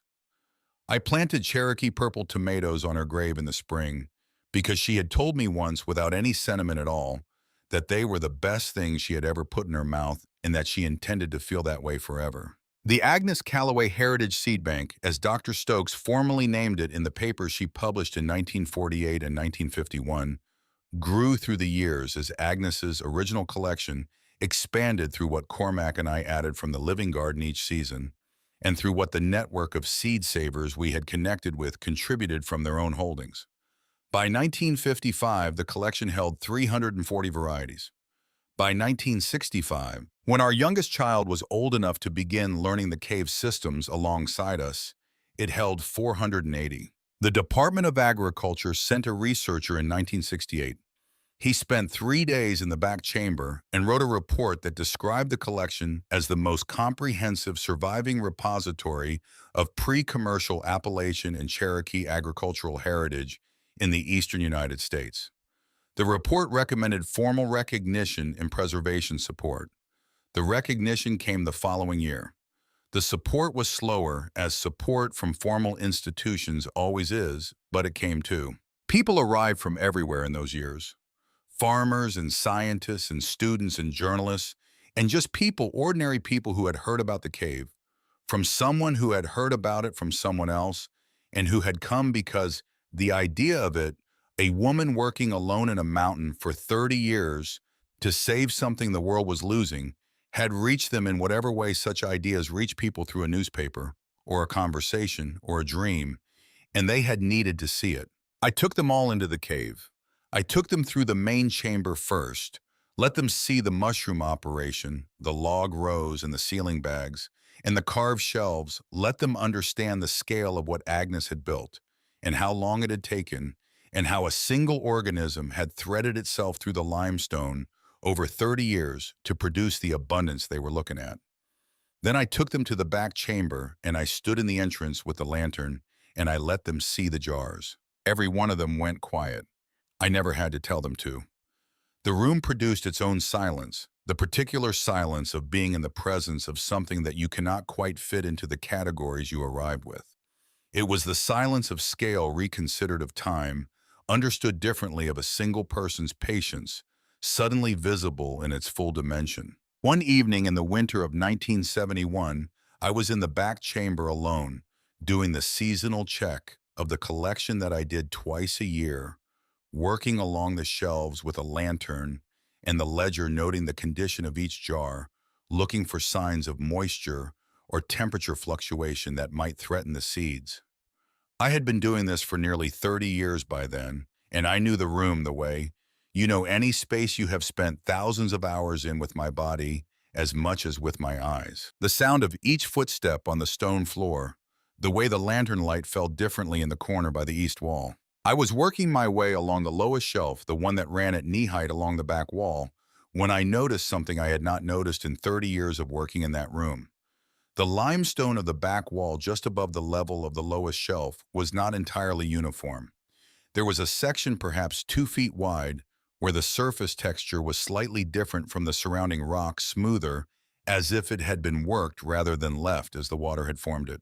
And in the center of that section, pressed into a shallow crack that I had always assumed was a natural fissure in the limestone, was something dark and cylindrical. I set the lantern on the floor and crouched down and looked at it directly for the first time, which told me that I had been looking past it for years, the way you look past things that are always in the same place. It was sealed with wax, the same beeswax Agnes had used on the metal box, pressed into the cracks around whatever was inside with the same careful, thorough application, the same understanding that what was being preserved needed to be protected from the air and from the slow passage of decades. I worked the wax loose with my thumbnail the way I had worked the lid of the metal box, and what came out of the crack was a small book bound in cloth the size of a shirt pocket, wrapped in a layer of oilskin that crinkled when I unfolded it. The cloth of the binding was dark with age, and the oilskin had compressed around it until they were almost one material.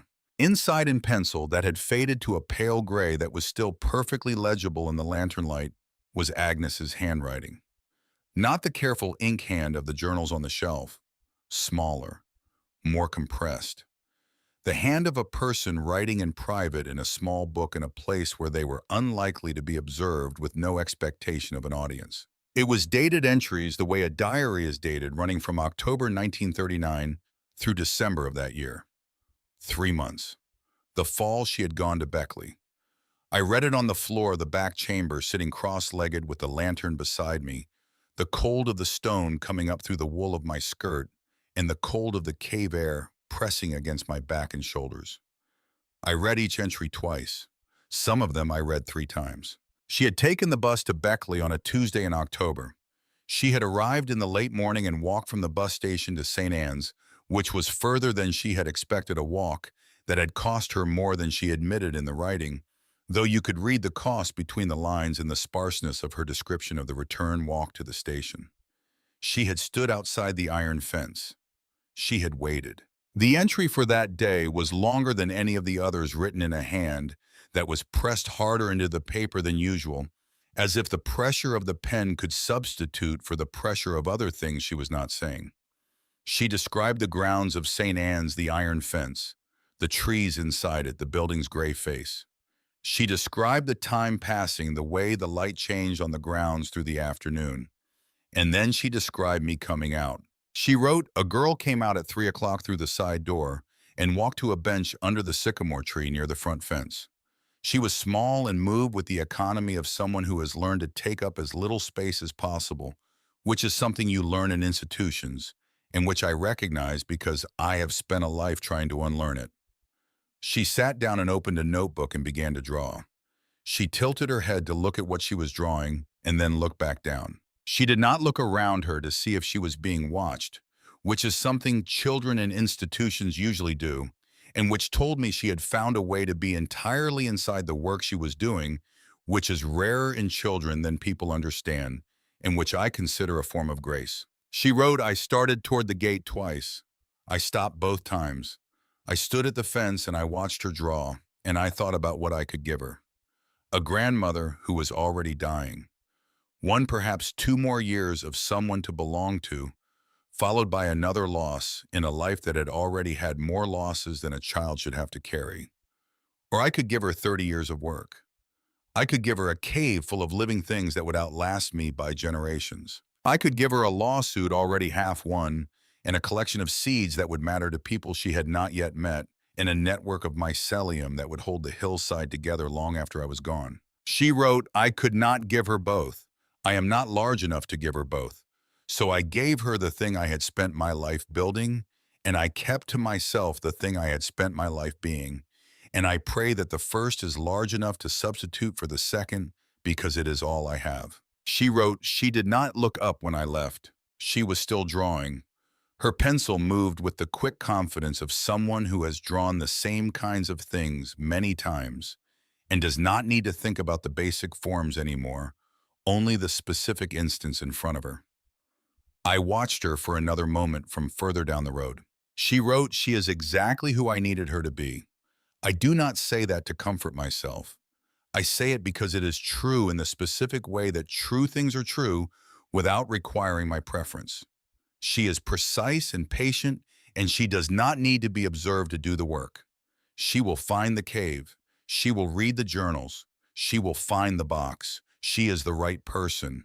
Not because she is my granddaughter, though she is, but because she is herself, and herself is exactly what the cave needs. She wrote on the last page in a hand that was slightly different from the rest, written perhaps at a different time, perhaps on the bus home or in the cabin by lamplight, I want her to know this, not as comfort and not as explanation, as the simple truth which she deserves because she has been living in institutions that have not always given her simple truths.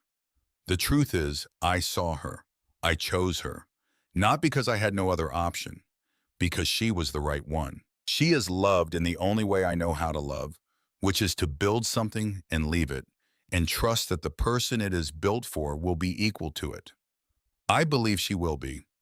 I believe it the way I believe in mycelium, which is to say, I believe it because I have watched the evidence long enough to know it is true. I sat on the stone floor of the cave for a long time after I finished reading. The lantern burned beside me. The back chamber was cold and quiet. The jars on the walls caught the light and held it 600 of them by then, a whole curved horizon of glass and seed, and the patient labor of decades breathing in the cool dark the way the cave itself breathed. I had carried for 30 years the weight that comes from being left, not abandoned in the sharp way, not thrown away. Left in the complicated way by someone who believed they were making the right choice, which is in some ways a harder thing to carry because it does not permit the clarity of simple anger. I had carried it without putting it down the way you carry things you have never found the right place to set. I put it down, there in the cave on the floor in the cold with the lantern burning beside me and the jars breathing around me. I put it down, not because the letter made the leaving right, Not because explanation is the same as redemption, but because I understood finally and understanding is its own kind of release. Agnes had stood outside a fence in October and watched me draw, and gone home and spent 3 more years finishing what she had started. For me, knowing she would not be there to see what I did with it, trusting me with something she had spent 30 years building on the strength of one afternoon of watching a girl tilt her head to get the proportions right. That is a particular form of love. Not the warm kind, not the kind that comes easily or asks to be thanked. The kind that says, I see what you are capable of, and I am going to spend everything I have making sure you have the room to be capable of it, and I will not be there when you arrive. And I need you to understand that this was not indifference. It was the opposite of indifference. I understood. And some weights, when you finally understand what they are made of, stop feeling like burdens. They feel like foundations, and you build on them. Cormac died in the autumn of 1979 on a September afternoon that was the kind of clear and warm that September afternoons in the mountains sometimes produce, as if the season is offering one final abundance before it closes. He had been sitting on the porch after lunch with a cup of coffee and the sound of the creek below, and when I came out to sit with him, he was already somewhere I could not follow peacefully and without pain, the way a life that has been lived honestly sometimes ends. I buried him on the hill beside Vera, where the ridge gave the long view down the hollow. I kept working. Our children took over the business operations, the mushroom supply contracts, the seed distribution program, the educational workshops we had been running for young farmers across the region since the early 1960s. But I tended the cave myself every morning until I could not. I checked the temperature and the humidity. I talked to the mycelium the way Agnes had talked to it, not because I believed it could hear me, but because 30 years of working alone in a space teaches you to use your voice as an orientation, a way of remaining present, of staying connected to the work and to the living thing the work was in service of. I mixed substrate and refreshed logs and checked the sealing bags and walked the length of the main chamber and stood at the entrance to the back chamber and looked at the jars. 640 varieties by the end, seeds from communities and families and old women's back shelves from across the mountains, collected over 4 decades, added to what Agnes had saved, building outward from the original core, the way a mycelial network builds one connection at a time, patient and persistent and oriented toward life. In the spring of 1986, on a morning in late March, when the first green was coming into the hollow and the creek was running high with snowmelt, I walked down the path to the cave entrance, for what I did not know would be the last time, though. Some part of me may have known because I brought with me the first jar I had ever opened in the back chamber, the one I had held in the lamplight on that first afternoon of discovery, the one Agnes had labeled in the hand of a woman whose hands had not yet begun to fail. Cherokee Trail of Tears Bean, from my mother, 1894. I went into the main chamber and walked its full length past the log rows and the ceiling bags and the carved wall shelves, past the evidence of 30 years of Agnes's work and 30 more of my own past, the accumulated labor of 2 women who had spent their lives in service to the same living system in the same limestone mountain. I went into the back chamber and sat down against the back wall beneath the place where the small cloth book had waited for me in its wax seal for 30 years. I held the jar in my lap. The cave breathed its constant cold breath around me. The jars on the walls were quiet. The lantern I had brought cast its yellow circle over the stone floor, and the glass and the careful labels in 2 different hands, old and older, the record of what 2 people had decided was worth saving when the world was busy deciding it was not. I thought about a girl sitting on a bench under a sycamore tree, tilting her head to get the proportions right. I thought about a woman standing outside a fence, starting toward the gate and stopping, starting again. I thought about cold air on a sweating face in the 3rd day of cutting vines. I thought about what it means to clear the way for something, not to build it yourself, not to hand it to someone finished and complete, but to remove what is covering it, to do the hard work of exposure so that what was always there can be seen. Agnes had cleared the way for the cave. The cave had cleared the way for the seeds. The seeds had cleared the way for the land. And somewhere in that chain of clearings was a girl who had grown up believing she was no one's concern, discovering that she had been someone's most particular concern all along, and learning that some weights, when you finally understand what they are made of, stop feeling like burdens. They feel like foundations, and you build on them. My daughter said afterward that I looked peaceful. My son said I looked like I was home. Above the cave entrance in the limestone where Agnes had cut her name, in the year in 1913, my children added a second line the spring after I was gone. Wren Marsh Pruitt. She cleared the way. Every March now when the first green comes into Keeney's Creek Hollow and the creek runs high and cold from the snow melt, above families come from across the state to the Agnes Callaway Heritage Seed Festival on the terraces above the cabin. They bring seeds and they take seeds and they trade stories and they plant things in the old terrace ground that smell of mineral soil and mushroom compost and 30 years of mycelium working quietly below the surface. The cave still breathes behind them. The seed bank holds 640 varieties now tended by my granddaughter and a staff of 12. The mushroom operation supplies restaurants across 3 counties.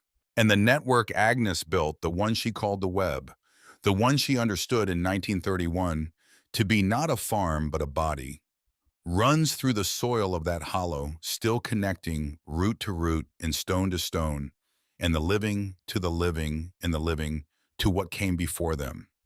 Patient and invisible and persistent, the way only underground things can be doing its work in the dark, asking for nothing except the conditions to continue.